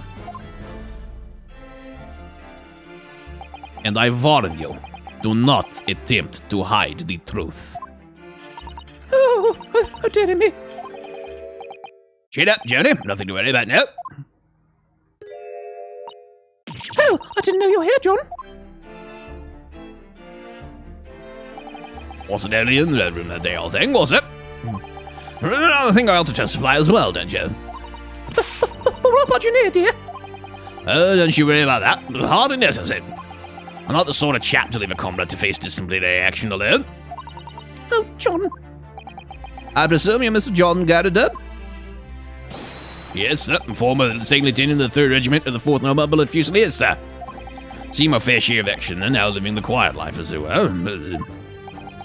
The quiet life. Were you not engaged in an incendiary battle with your spouse on the day in question? Well, yes, quite. I believe this may represent the first in the proud history of the British court. Calling a juror to the witness stand is unprecedented. However, the court will hear your testimony now, juror number 4, and that of your husband. You will recount, clearly and concisely, the events in your home at the time of the incident in question. Yes, sir, at once.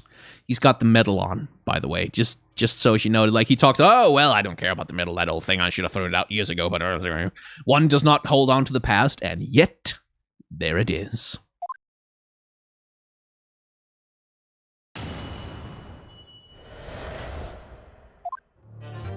Yes, and the one that you're referring to, the wife and I did have a bit of a skirmish, but I can't recall the reason now. Knocked the candlestick over and set fire to the carpet. Soon had it out, though, and got the window open. Meanwhile, I was picking up whatever I could find to throw at him. Plenty of knives around our place. Can't say I'd noticed one or two missing, I'm afraid. If that bally thing on the victim's back really was one of ours, you'll have a job proving it, I think. And it should be proven. Like, it should be proven beyond reasonable doubt. Like, she shouldn't go to court and be tried for a crime or accused of one without sufficient evidence to convict. Well, it sounds as though it was quite the battlefield in your household that evening. Although an entirely one-sided assault, it seems. Enemy calls on the hops, sir. They had no choice but to dig in and take defensive measures. To be honest, if the enemy had kept shelling us for another minute, we'd have been toast. Of course, a veteran such as myself is only too aware that on every battlefield, you're just a gnat's whisker from death at any moment. Are we still talking about a marital quarrel here? Yeah, like, seriously, dude, like, she needs to work on her frickin' anger issues. Well, I must say, I'm dubious that this testimony will shed any light on the origins of this jackknife. In combat, one's focus narrows such that surroundings are barely noticed.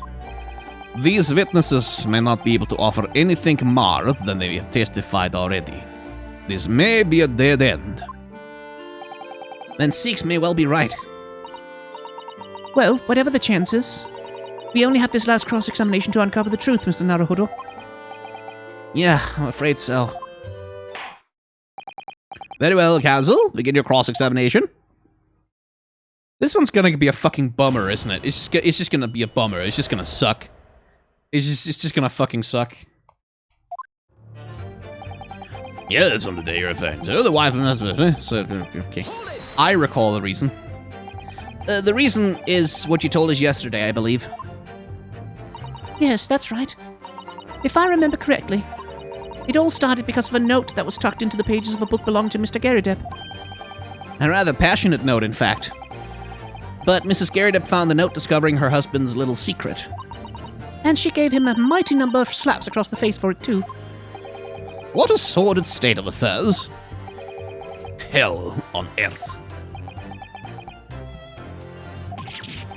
I say, this chap says he can't recall such... When a chap says he can't recall such things, it's common decency not to drag it up. And besides, half of it was wide of the mark anyway.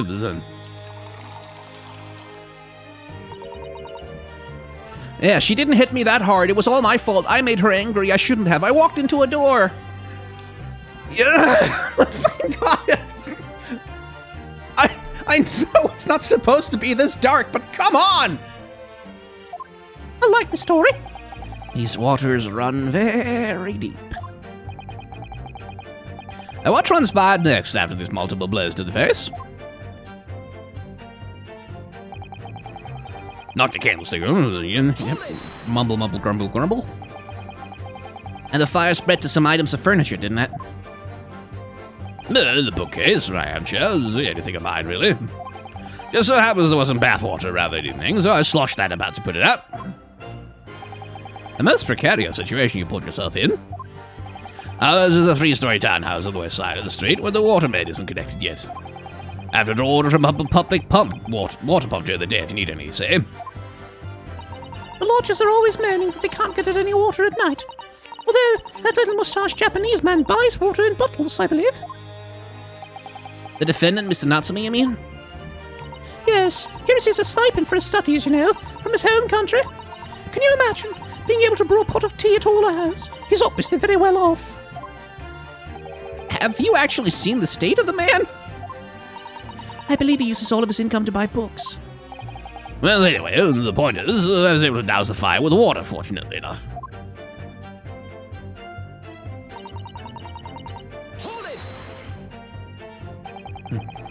Even though the room was on fire? As far as I was concerned at the time, it was more important to extinguish my anger than the flames. When a woman wants to throw, she must throw. Shut the fuck up! Like, no! That's most certainly not true of Sasato takedown, Mr. Naruhodo. How did she know I was thinking that? So, please cast your mind back and try to remember. Was a knife among the items that you threw at your husband that day? In all honesty, I don't recall. But I feel I must point out that I'm the monster. Let me see. Some bread, a cabbage, garlic, a towel, and a sponge, a napkin. Jupiter. Excuse me. Do you have something to add, sir? Mr. Garrideb. No, wait, don't shoot! Oh, sorry, beg your pardon. Did your wife's remark just now bring something to mind? Nothing of any significance, no. Just that the barrage of projectiles that the old thing launched in my direction was somewhat more solid than she implies. Books, bricks, and the fire poker, I seem to recall. Ouch. And the woman's aim is uncanny. She landed a direct hit with every belly. Good grief, woman, we're not at home now. This is a court of law. Oh, dearie me. Ever so sorry, dear. What's she even doing with a teapot in here? Good question. Honestly, John, I never would have thrown such things at you, obviously. Well, take a look at this then. How do you suppose that happened then, Your pipe, sir?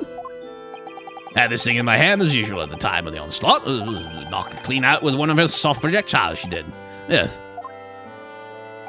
And when I went to pick the thing up, it was broken in two. I'd like to see a sponge do that sort of damage. I see. Your pipe was broken. It would never have been sent flying unless it was hit by something pretty solid. Anyway, I've managed to bandage the thing up for now. Oh, you're one to exaggerate, aren't you, dear? I wonder what we should make of this cat. Of course it's important. Everything is important. The defense believed Mr. Garridip's remarks just now to be of great significance. Objection! This war veteran's words only tell us one thing. Betray a fiery wife, and pipes as well as hearts may be broken. Sentimental wisdom, perhaps, but hardly worth adding to the formal testimony. Dead, common sense, one might say. Might one? In that case, would you at least permit us to examine the pipe, sir? Well, I don't see why not. Oh, dearie me. There you go again, trying to ingratiate yourself with a young lady. Oh, fucking hell. Like, woman, get your jealousy under control!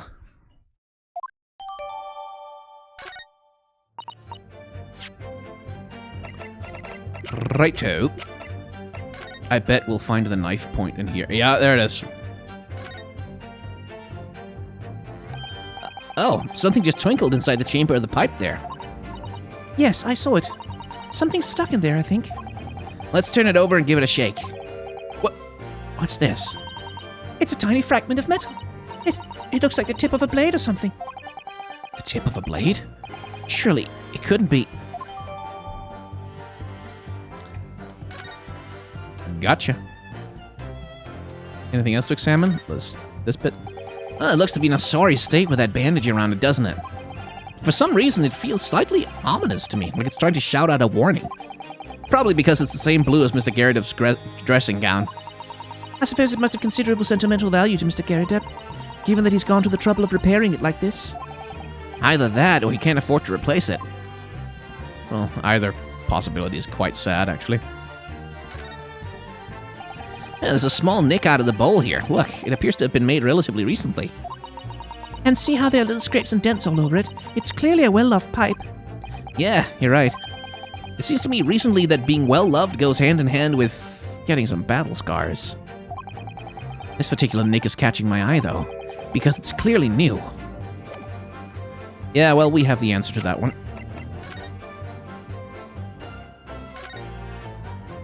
This is the tiny piece of metal we found in the chamber of Mr. Garridip's pipe. It looks like the tip of a blade or something. Tip of a blade? Is something wrong, Mr. Naruhodo? I don't really know. There's just something niggling me, but I can't quite put my finger on it. Okay, so we have to examine the knife, then.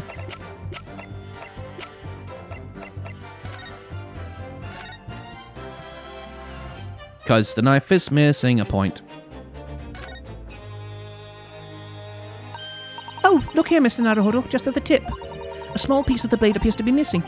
Wait, part of it's missing? I could be wrong, but I've just got a feeling. You remember this? Ah, that's the tiny fragment of metal that we found inside Mr. Garridip's pipe. Yeah, and just maybe. Oh my, it's a perfect fit. Somehow, I just knew it. Okay. Right, okay, so that should do it. I hope I didn't speak out of turn, Mr. Naruhodo. I was just feeling rather disappointed for you that your request was turned down. Oh no, it's fine. Thanks to Sasada-san, we have some new evidence to work with. We should examine it carefully. Well, thank you for that rebuttal, Mr. Garridip. Now, if we're going to turn to the crux of the matter, what can you tell the court about the knife used to attack the victim? Plenty of knives around the place. Can't say I've noticed one or two missing, I'm afraid. Sorry? Would you care to elaborate? Nothing to say, really. It was rather partial to a spot of carving, you see, and then pipes and whatnot, fishing tackle, you know, the sort of thing. It's a passion we both share. I like to carve little wooden trinkets too. And then there's my leather work. I'm sorry to say, we're always losing knives about the place. We have dozens of the things. They sell them at the market sometimes. 20 for the price of 19. Needless to say, I snap them up. John prefers to use 2 knives at mealtime too, instead of a knife and fork. Now, Joan, we don't want people thinking I'm some sort of savage. Here we go again with the scaldings. Why are they being so evasive? I imagine it's because they don't want to believe it. They can't bear the thought that it might have been one of their knives that injured the victim. Which is entirely understandable, of course, but still. Go on with your testimony, witness. If that bally thing on the victim's back was really what it was, we'll have a job proving it, I think. So you have no intention of admitting that it was your knife, unless we can produce proof? Even though there is no other credible possibility of Mr. Natsumi is innocent? Objection! You forget, my Nipponese friend, that it has yet to be established that the accused is not responsible for the attack. As if I could forget. If only there was some way to know who had handled the knife. But I suppose wizardry like that is just a dream. Yeah, fingerprints. Perhaps you're thinking of fingerprinting, Mr. Naruhodo. What? You mean it's not a dream? That sort of wizardry really exists? Whenever people touch anything, they leave behind a unique pattern from their skin, or so they say. But I can't see anything. There are already countries in the world where these so-called fingerprints can be used as evidence. They're terrible evidence, by the way. Fingerprinting is not an exact science. Like, you see in like, CSI shows and whatever, like, they have these computers, like, matching the pattern of the fingerprint with 100% certainty. Not how it fucking works. Fingerprints are, like, they're put in front of a person, and then that person looks at the fingerprints and goes, yeah, they look similar enough. And there's no guarantee that that person is, like, credible. Like, there's no guarantee they have any training or they have any particular patterns, like powers of observation. They just kind of eyeball it and say, yeah, those fingerprints look alike. Like, we have this cultural understanding that, oh, fingerprinting is a very exact science. It's like, no, it's not. No, it's not. It's not an exact science at all, and it shouldn't be very strong evidence, actually. But unfortunately it is. Lord Strongheart is currently discussing the matter at the Ministry of Justice. Yes, I believe we're rapidly approaching an era of scientific methods of investigation. But for now, we shall have to find an alternative method of proving our assertion. That this knife found in the victim's back was originally Mr. and Mrs. Garrett's house. If only I could transplant this whole incident to several years in the future. Oh, my microphone messing around with me there. That's the extent of their testimony, is it? What do you think, Mr. Naruhodo? Well, I think we've heard all this before, to be honest. I can't say I'm particularly confident that we'll be able to prove anything new from this testimony. But in this cross-examination, it's absolutely essential that we establish how this knife came to be at the scene of the incident. Yes, I know.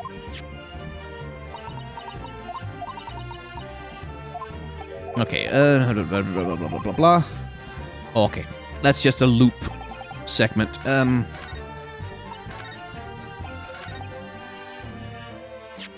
Okay, so we have to present...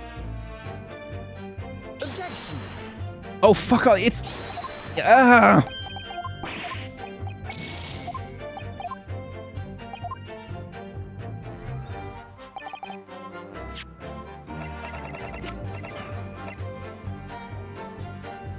Objection! It was the knife tip, not the knife. Fair enough, fine. Mr. Garrett, could I ask you to take a good look at this, please? You can ask, but I can't really see a bally thing. You can't? They used to call me Dead-Eye Dead back in the regiment, of course, but that was some time ago now. Even when I'm trying to enjoy a large print book by the fire these days, I struggle to tell a B from a D and a P from a Q, to be honest. Oh, he does. Dear me, it's rather wearing being asked about every other letter and every other word.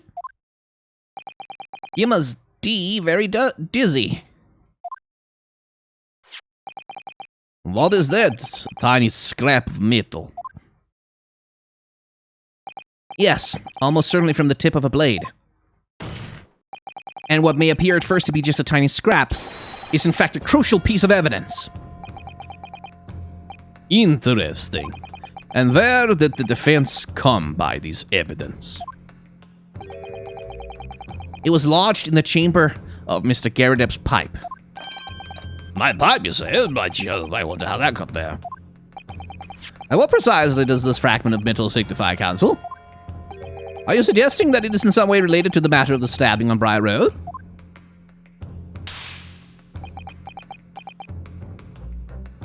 I am. What? When put together with another piece of evidence already in the court record, I believe this tiny fragment of metal will unravel the whole truth about this case, my lord.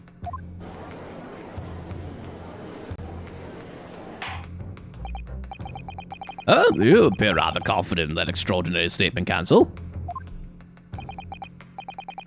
Very well then, present the pertinent evidence to the court. What evidence will pair with this? It's the knife. This is the knife that was found in the victim's back. If you look closely, you'll see that there's a small piece at the tip of the blade that's missing. A common issue with the inferior blades sold at unsavory street markets. Criminals who use them regularly leave the tips lodged in their victims' bones. And what of this particular knife? No doubt its tip has suffered a similar fate, now languishing somewhere near the spine of the victim. Objection. No, that's not the case. Huh?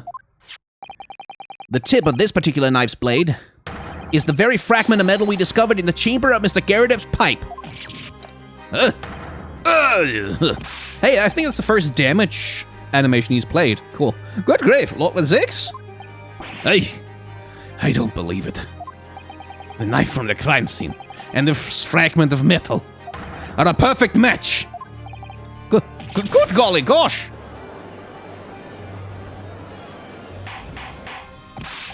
Order! Order! Order! Is this some sort of Eastern sorcery?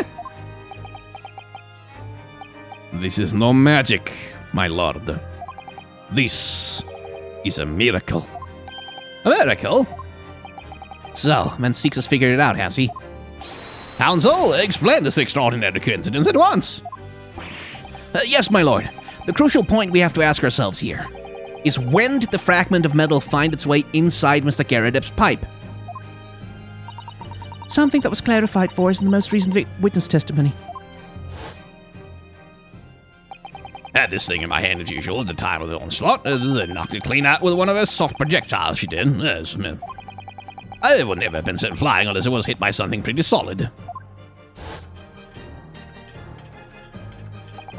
Oh dear me.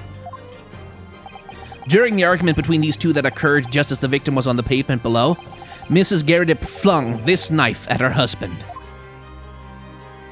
However, the knife missed Mr. Garrideb, instead striking the pipe in his hand at the time, Which caused the teeth to break off. That's attempted murder, by the way. That is attempted murder. Like, or at least grievous bodily harm. Like, fucking hell, it's not okay. Which caused the teeth to break off. Of course. Good lord. Yes, and that is when the tiny tip of the blade found its way inside Mr. Garrideb's pipe.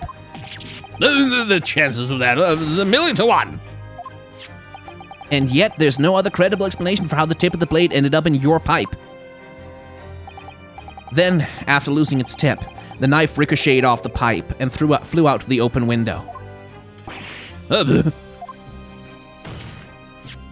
In short, this knife, which fell from the window of the Garrideb's house, is the very same knife that struck the victim in the middle of the back on the street below.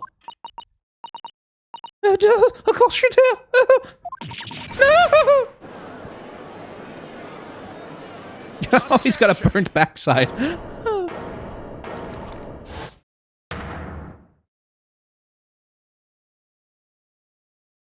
Now what? A full-bodied theory. I'll give you that. Huh?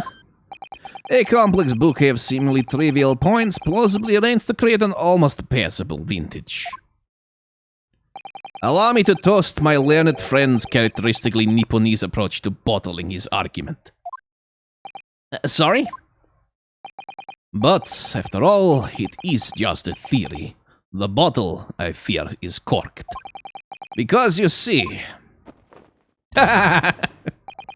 it's spoilt by an insurmountable inconsistency. An insurmountable... What? Lord and sakes, explain yourself. What is this inconsistency you claim to have identified? An inconsistency of the simplest nature, my lord. The victim was found with a knife planted in the middle of her back. Yeah, in her... Oh. That's right. You silly little man. Now, Joan, old thing, what are you getting so excited about? Let us consider the basic facts of the case once more. The victim was walking along the pavement before being stabbed in the back and falling to the ground. If the knife that struck her had fallen from above, there is no possible way it could have planted itself in the victim's back.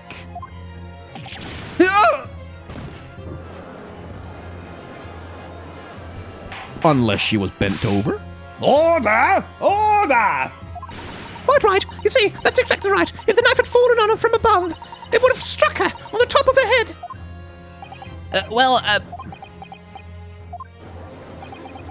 He's lost for words, look. I knew it. I never liked his theory in the first place. I don't know, though. What really did happen? Well, it would appear that the defense has made rather a spectacular blunder. If a theory has even one inconsistency, it cannot stand. Just, allow me to point out that literally no credible fucking motive has been established for why Mr. Natsume would want to stab the woman, but okay. Yeah, sure, if there's a hole in the argument, it can't stand, but I guess apparently I have to be perfect. Your theory, my learned friend, is history. We were so close. I could see the truth. I was so sure we were on the right track. But now the way has been blocked completely, just by one simple inconsistency. Or in other words... we simply need to eliminate that one inconsistency and the theory will stand. Mrs. Sato? You mustn't worry, Mr. Naruhodo. You were just caught off guard, that's all. And your mind went blank. But if the path you were on is indeed correct, then a way will present itself. The key to this is in the court record, I'm sure. All the information you need is there. Okay.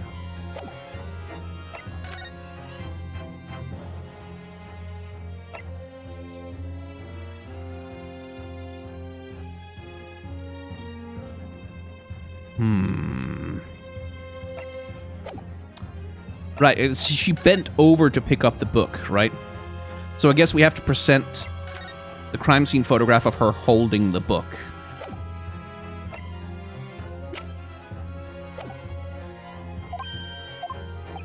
It seems you have nothing to say, my Nipponese friend. Well, your silence speaks volumes.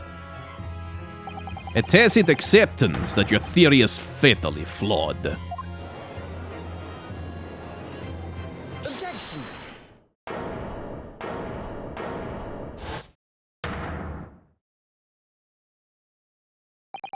This inconsistency doesn't mean I was on the wrong track. It means that I need to sharpen my mind and dig deeper for the truth. It's a test. Yes! If the knife fell on the victim from above, there's no way that it could have hit her in the middle of her back. Under normal circumstances, that is.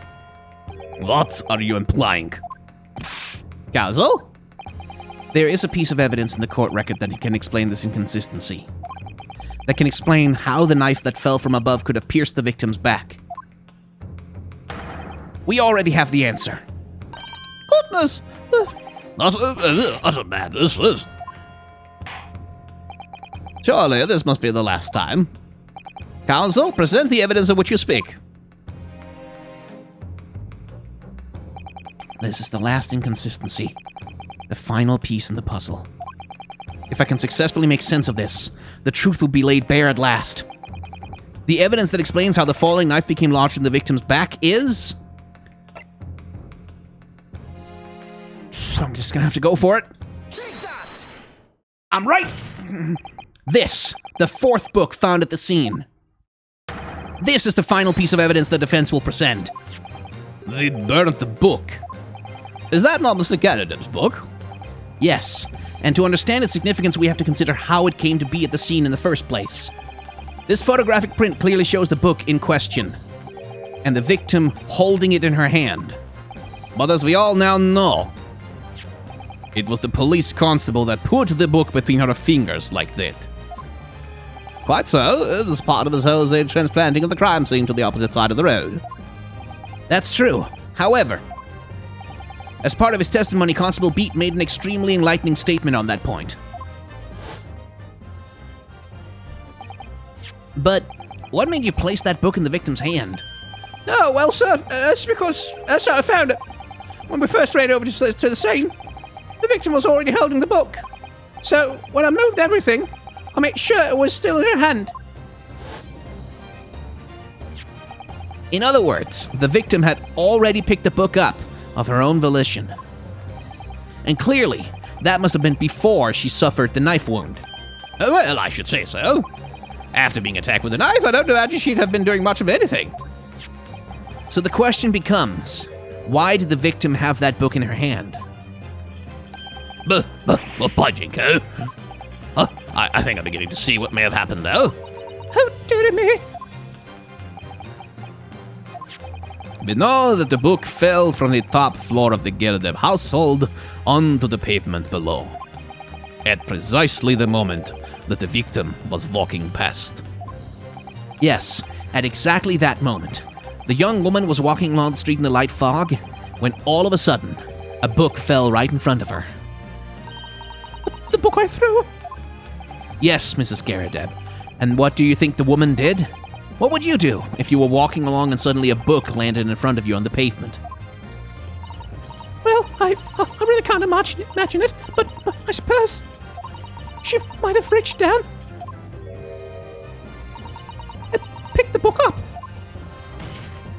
Yes, that is exactly what the woman in fact did. She picked up the book.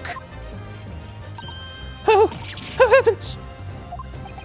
And when the woman reached down to pick the fallen book up, what position would her back have been in? I really like that character illustration. That's a really nice character. Look at that. Oh, that's good. Like, you can design such appealing, wonderful fat characters.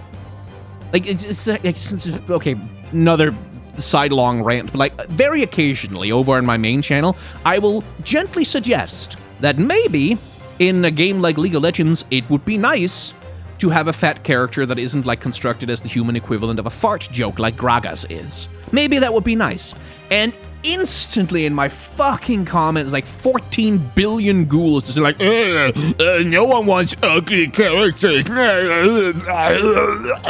Like, just vomiting that like, you can design fat characters that look beautiful.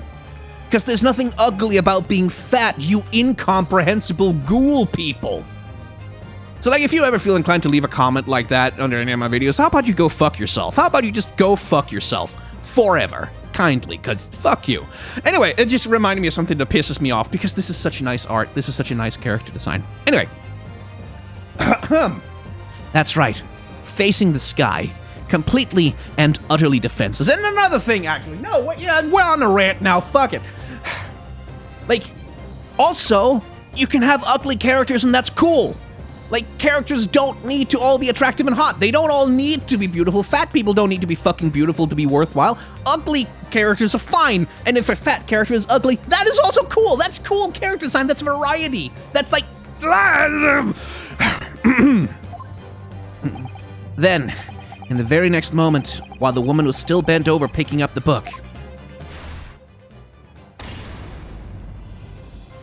I hope we get to see her. Like... I hope, like, she recovers. She'll presumably recover and wake up, but, you know. The next object fell from the room above. The jackknife. Straight into the middle of her back. And at the same time, walking by chance directly behind Miss Green, was the defendant, Mr. Sosuke Natsume. Well, I never... It appeared to Mr. Natsume that the woman simply collapsed on the floor. In the dark and the fog, he didn't see the knife falling on her from above. And from the other direction. The constable and his wife saw no one but the victim and her apparent attacker. So there never was a real culprit to run from the scene in the first place. No, this was nothing more than a series of unlikely events that culminated in an unfortunate accident. And that is the real truth behind this case.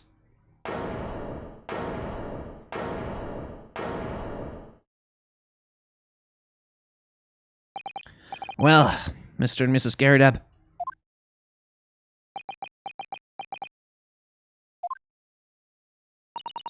The very first time you showed me that knife, I had my suspicions. I wondered if perhaps it might have been something like that. There's been. Poor Mrs. Garrideb. Well, poor Miss Green. And poor Mr. Garrideb. Like, fucking, don't throw knives at people! Just don't throw knives at people! Jesus!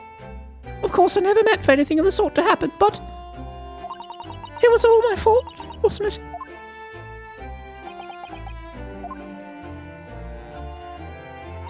I take full responsibility. I let my anger get the better of me. I threw that book, and I threw the knife as well.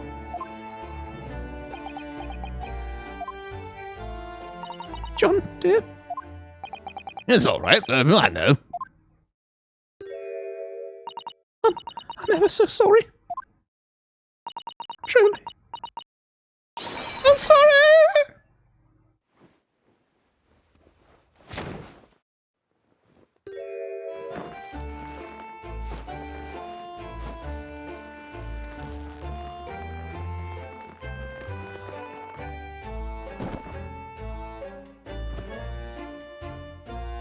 There's a nice symmetry that they catch each other like that. Lord and Six, what news of Mrs. Garrideb? She's been taken to the infirmary. It would appear that today's events had left her in an especially flustered state. However, I believe she will recover in due course. There is no cause for concern. Yes, unbeknownst to themselves, they caused what could have easily been a terrible tragedy. They shall have to prepare themselves for the consequences of their actions.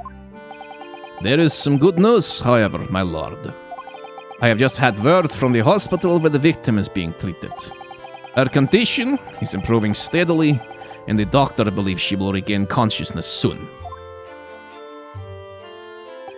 It's strange. We've been talking about the victim all this time, but we've never once met her. How wonderful. The woman is out of danger, it seems. Yes, that is good news. So, Mr. Sorsky Natsume.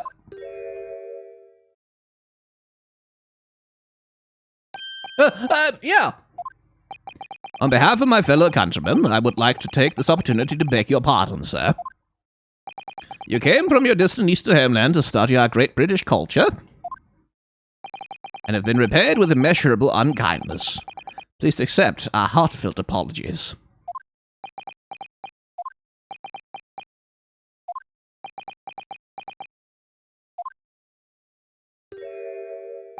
No, it's me. Should be begging your pardon. Oh no, Mr. Natsume. That evening, when the young woman just collapsed on the pavement before my eyes, I jumped to the wrong conclusion again in my confusion. What conclusion, sir? I was sure that the woman was dead. Yes, Constable Beat said the same thing, didn't he? He thought she'd been killed too. I suppose she must have looked completely lifeless.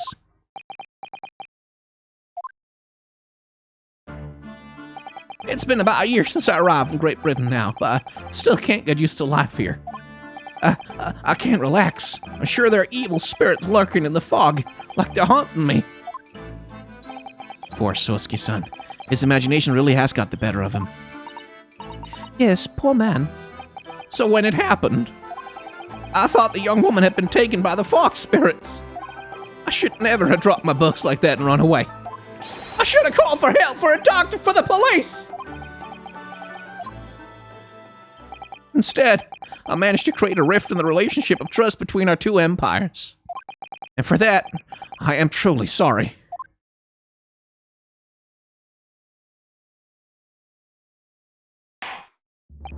One could indeed say that some sort of mischievous spirit has been at work here, I think. One that created a chain of unfortunate mishaps. We were befooled by the spirit and led to false conclusions. But thanks to Law 6 and our young lawyer here from the East, that chain has now been broken, and the spirit exorcised. I heartily commend you both. Now then, ladies and gentlemen of the jury. Yes, my lord. In concluding this trial, I must ask one last time for your decisions regarding the defendant's culpability. Are you ready to present your findings to the court? As the foreman of this jury, I can assure you we reach a fair and just conclusion. I do declare the truth can be extremely cruel at times. Well, I didn't suspect the woman next to me, that's for sure. Sitting in for the old bean while she's out of action, you know, but I know what her decision would be. Does it mean I'll finally be able to get out of here and start work? Well, it's about time. I say, I have a corker of a story to tell the grandchildren when I get home, won't I? Very well, ladies and gentlemen of the jury, I hereby demand your final decisions. Mr. Foreman? Not guilty. Not guilty. Not guilty. Not guilty. Not guilty. Not guilty. Somehow I like my voices better, but that's because I'm the one doing them.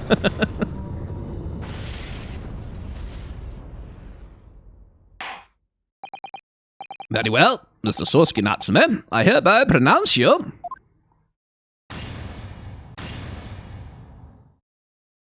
Please don't set off fireworks inside the building. Please don't do that. Have you learned nothing of fire hazards from this case?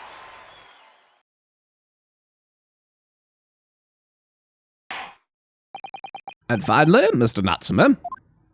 Oh, yes, Lord, sir. You are now a free man once more. It is my hope that you will continue to further your education in British culture. And may you never again be brought before me. Oh, yes, sir, of course. All my life, I swear I'll never set foot in a courtroom again. I'm transported to tears. Thank you, counsels. Court is adjourned. Ooh. Yeah, that took a turn for the again, no villain. No villains. What the fuck? We've had one villain in this whole goddamn thing, and it was the first case, and ever since then, it's just been fucking bummers. 20th February, 3:17 p.m. The Old Bailey, defendant's antechamber. I do like it, though. Oh, locum. Wait, you mean me? Of course. Is there another locum here? Is there even one? Compared to the original locum student, Mr. Naruhodo Esquire, your name has become rather short, hasn't it? What's wrong with using my actual name? Oh, at last. Oh, at last! I'm free! I'm free! Joyful joys, jubilant jubilation! Heady, hearty happiness, hurrah! Oh, I'm pleased. Mr. Natsume is delighted. Would it be so hard just to say that, then? Locum, you did it! You saved me from the brink! Well, what happened to the poor woman was in no way your fault, after all. I'm just glad everyone can see that now. No, not that! Lovely, loyal locum lawyer! Yes? I mean, as I said before, I've just never got used to life here in Great Britain. Every time I look over my shoulder, I see foreigners. I see towering brick buildings. And from high up windows, I see them looking down at me, laughing. Look at that little hunchback. Oh dear, I'm sure it's all in your head, Mr. Natsume. But today, you locum lawyer gave my gloom the boot. You stood firm behind that baronial bench before all those babbling Brits. You battled to the bitter end, laying bare the baffling truth. And when I beheld the blinding fireworks among the beams of the Old Bailey's roof, I bellowed, "Behold the best barrister ever born!" Well, that's very flattering, and we're all very pleased for you. This has given me a wonderful anecdote to recount to my old friends back in Japan. An anecdote? Is that what's to become of all my hard work? Is this going to be her luck? Ah, there you are, my dear fellows. Yep. I apologize for keeping you waiting.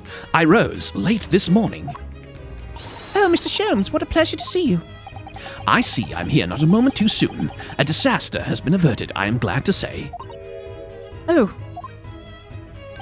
The trial shall begin presently, Mr. Naruhodo, and I wish you the very best of luck. It's just finished. What? No, then my haste was in vain. It's you! Sherlock Sholmes! Oh, have we met, sir? this is Mr. Natsume, the man you had arrested, Mr. Sholmes. Ah, I see. I failed to recognize you at first. Our previous encounters have taken place in the gloom, either of your bleak lodgings or that prison cell. I simply couldn't place that curious face in the light.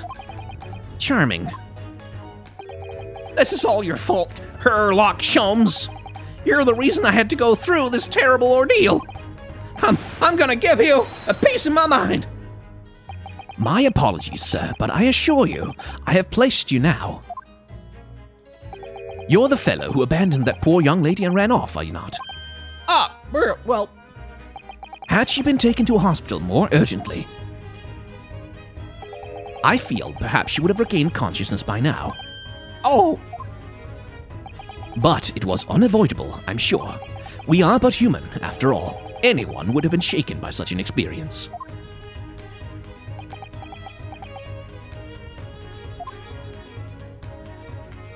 I do feel very badly about how I behaved. Well, never mind. Now then, what was it you wanted to say to me, sir? Nothing. Priceless. Oh, I am sorry, really, but... That was quite priceless. Poor Sosuke-san. Still, on the bright side, you've had an extremely entertaining experience without paying a penny. And, it would seem, you were not even found guilty. But there is no bright side. Whatever do you mean, Mr. Natsume? Even after this, I'm still cursed by the spirits, and now by the Reaper! Ah, Lord Vinceeks. I haven't forgotten, what facing that man in court means. Even if you're found out guilty, you're still doomed! It'll be It'll be alright, Mr. Natsume. Huh? If the Reaper appears trying to make trouble, I will protect you. Yeah! Of course it's Ryunosuke who goes down. With a perfectly executed Susato takedown. Much as I like being turned on my head, a bit of warning might be nice next time, Mr. Sato.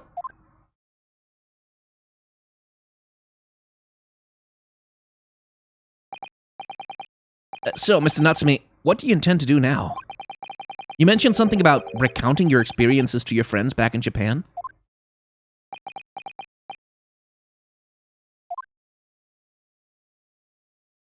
Yes, I intend to return to my homeland soon. Oh, It has already been a year since I arrived here in Great Britain. I visited universities, libraries, bookshops. I've been honored with the tutelage of professors. I've learned so much about the wealth of literature here, and the city it has shaped. I've come to realize that in my calling to sail home, it is my calling to sail home and tell my fellow countrymen about it. that's very touching, Mr. Natsume. Or, in perhaps less veiled terms, you wish to withdraw halfway around the world to escape the terror of the Reaper's curse. That's not it at all! The more I learn literature, the more this strange feeling claws at my insides. I feel compelled to return to my roots and attempt to pen a work of my own. Oh, I see. A work of literature by Sosuke-san. Could be an interesting read. So, this is something I've learned, by the way. I completely forgotten to talk about. Something I learned by Googling the name of this guy. I wanted to find a translation because I figured that there would be some sort of name pun in there. But no, he's a real historical figure, this man, who I have given This terrible southern accent that's not even really southern at all! So, if his estate ever watches these videos, Sorry, I didn't mean to. I didn't realize he was a historical figure. he's a famous author. a Japanese author who did indeed travel to Britain and do a lot of studying and find the whole experience kind of alienating and terrible, because he went to Britain. Like, what else would you get there?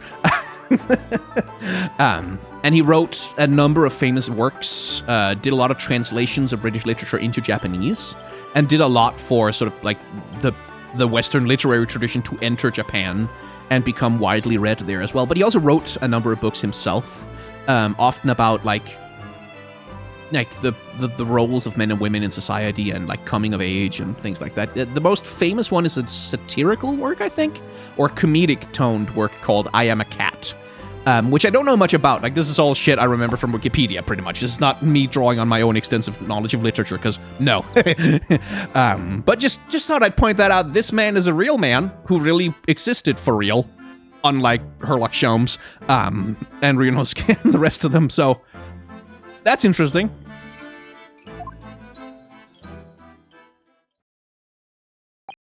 And what about Mr. Sato and yourself, Mr. Naruhodo? Sorry, what about us? Will you return to Japan alongside your mustached compatriot? Why would we? A week has not yet passed since we arrived in London. And only now does it feel as though we've finally found our feet. And you are accommodated in a hotel at present, are you not? That's right, but we need to find lodgings before it bankrupts us. I've calculated we can only afford another 10 nights before our entire budget is exhausted. Well then, you could take my lodgings. Oh, the windowless room? But what it lacks in windows, and more than makes up for with a floor, a ceiling, and walls. Great. And of course, I'd be happy to leave behind the accursed evil spirit. Oh my, an evil spirit? Oh yeah, it tries to suffocate you while you sleep. It's an infallible wake-up call. It's the cat sleeping on your face, you idiot. We'll think about it, if that's all right. Perhaps I can offer a more welcome alternative. Would you consider taking lodgings with me? Really? Well, a vacancy has conveniently presented itself. Though it is up in the attic, I might add.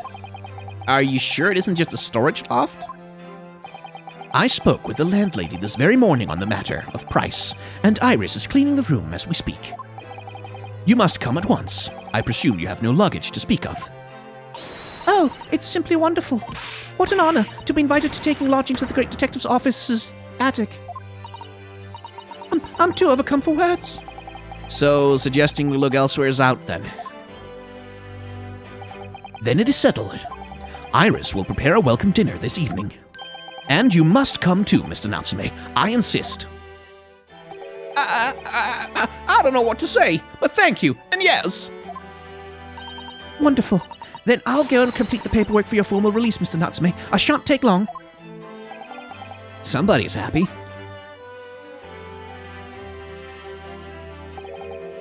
Locum, I knew that you wouldn't let me down.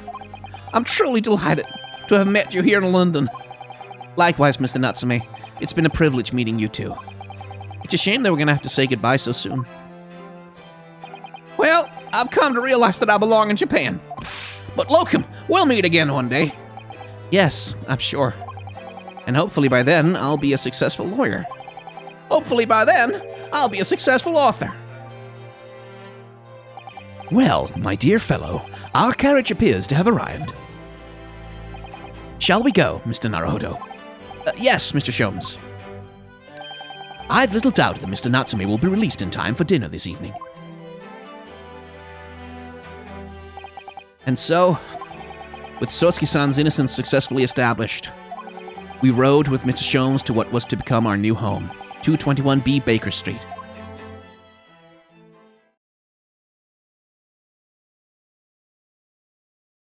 That's not too bad.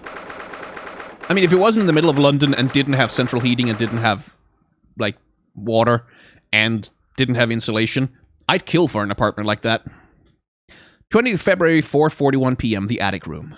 That's not too bad at all. So this is to be our new office, yes. Our office? I rather like the sound of that.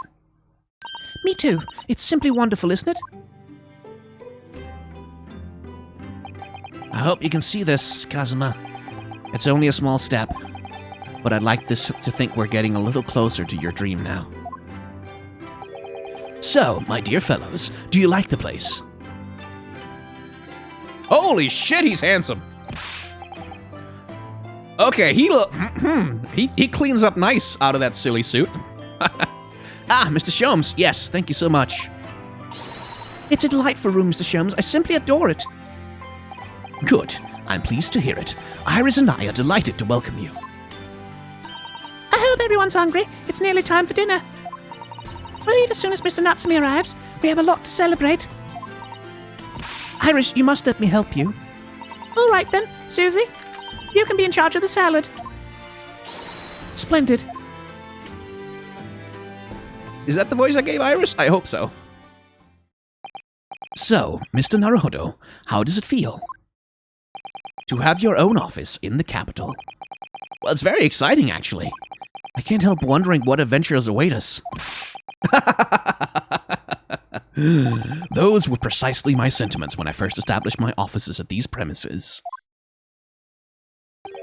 Until I discovered the dark truth about the city of London, that is. Sorry? London is a glorious place, full of wonder, opportunity, prosperity, and mirth. But the brightest of lights casts the darkest of shadows. Shadows? What do you mean? Well, I believe you're well aware of the murkiness that lies behind London's facade already. So, once again, Mr. Naruhodo.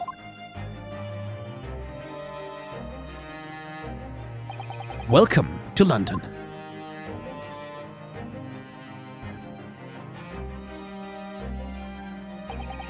Of course, at the time, I had no idea of the significance of those words Mr.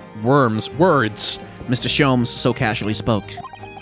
But it wasn't long before my turn came, to lift the facade and see the true depth of the murk that lay behind it.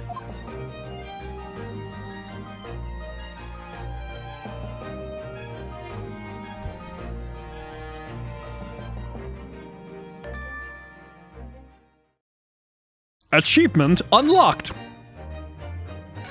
And that, of course, is the perfect place to cut an episode. So if you've enjoyed hanging out in the world of Great Ace Attorney, why did I decide to do that? With me, you can hit the like, comment, and or subscribe buttons down below because, you know, algorithm reasons, and it'll let you see when the next episode comes out. And if you want to watch the next episode right now, there is an outside chance that it's available already, either because time has passed and you're watching this like in the future, or because I have already recorded the next episode and uploaded it, but I have not made it live for everyone because it will be available to members only for a time until it becomes public for everyone. So if you want to be a member of the channel, you can get some episodes early sometimes. That's nice. And if you don't want to, you don't have to. I also have a Patreon, a merchandise store, and a tip jar. Same rules. If you don't want to, you do not have to. Thank you very much for watching. Remember to wear a mask, wash your hands, it sounds a little bit, listening to the news, that we'll need 3rd booster shots of the vaccine just to keep this fucking thing from exploding. So take those when you can, when you need to, and try to act with solidarity towards those who are worse off than yourself.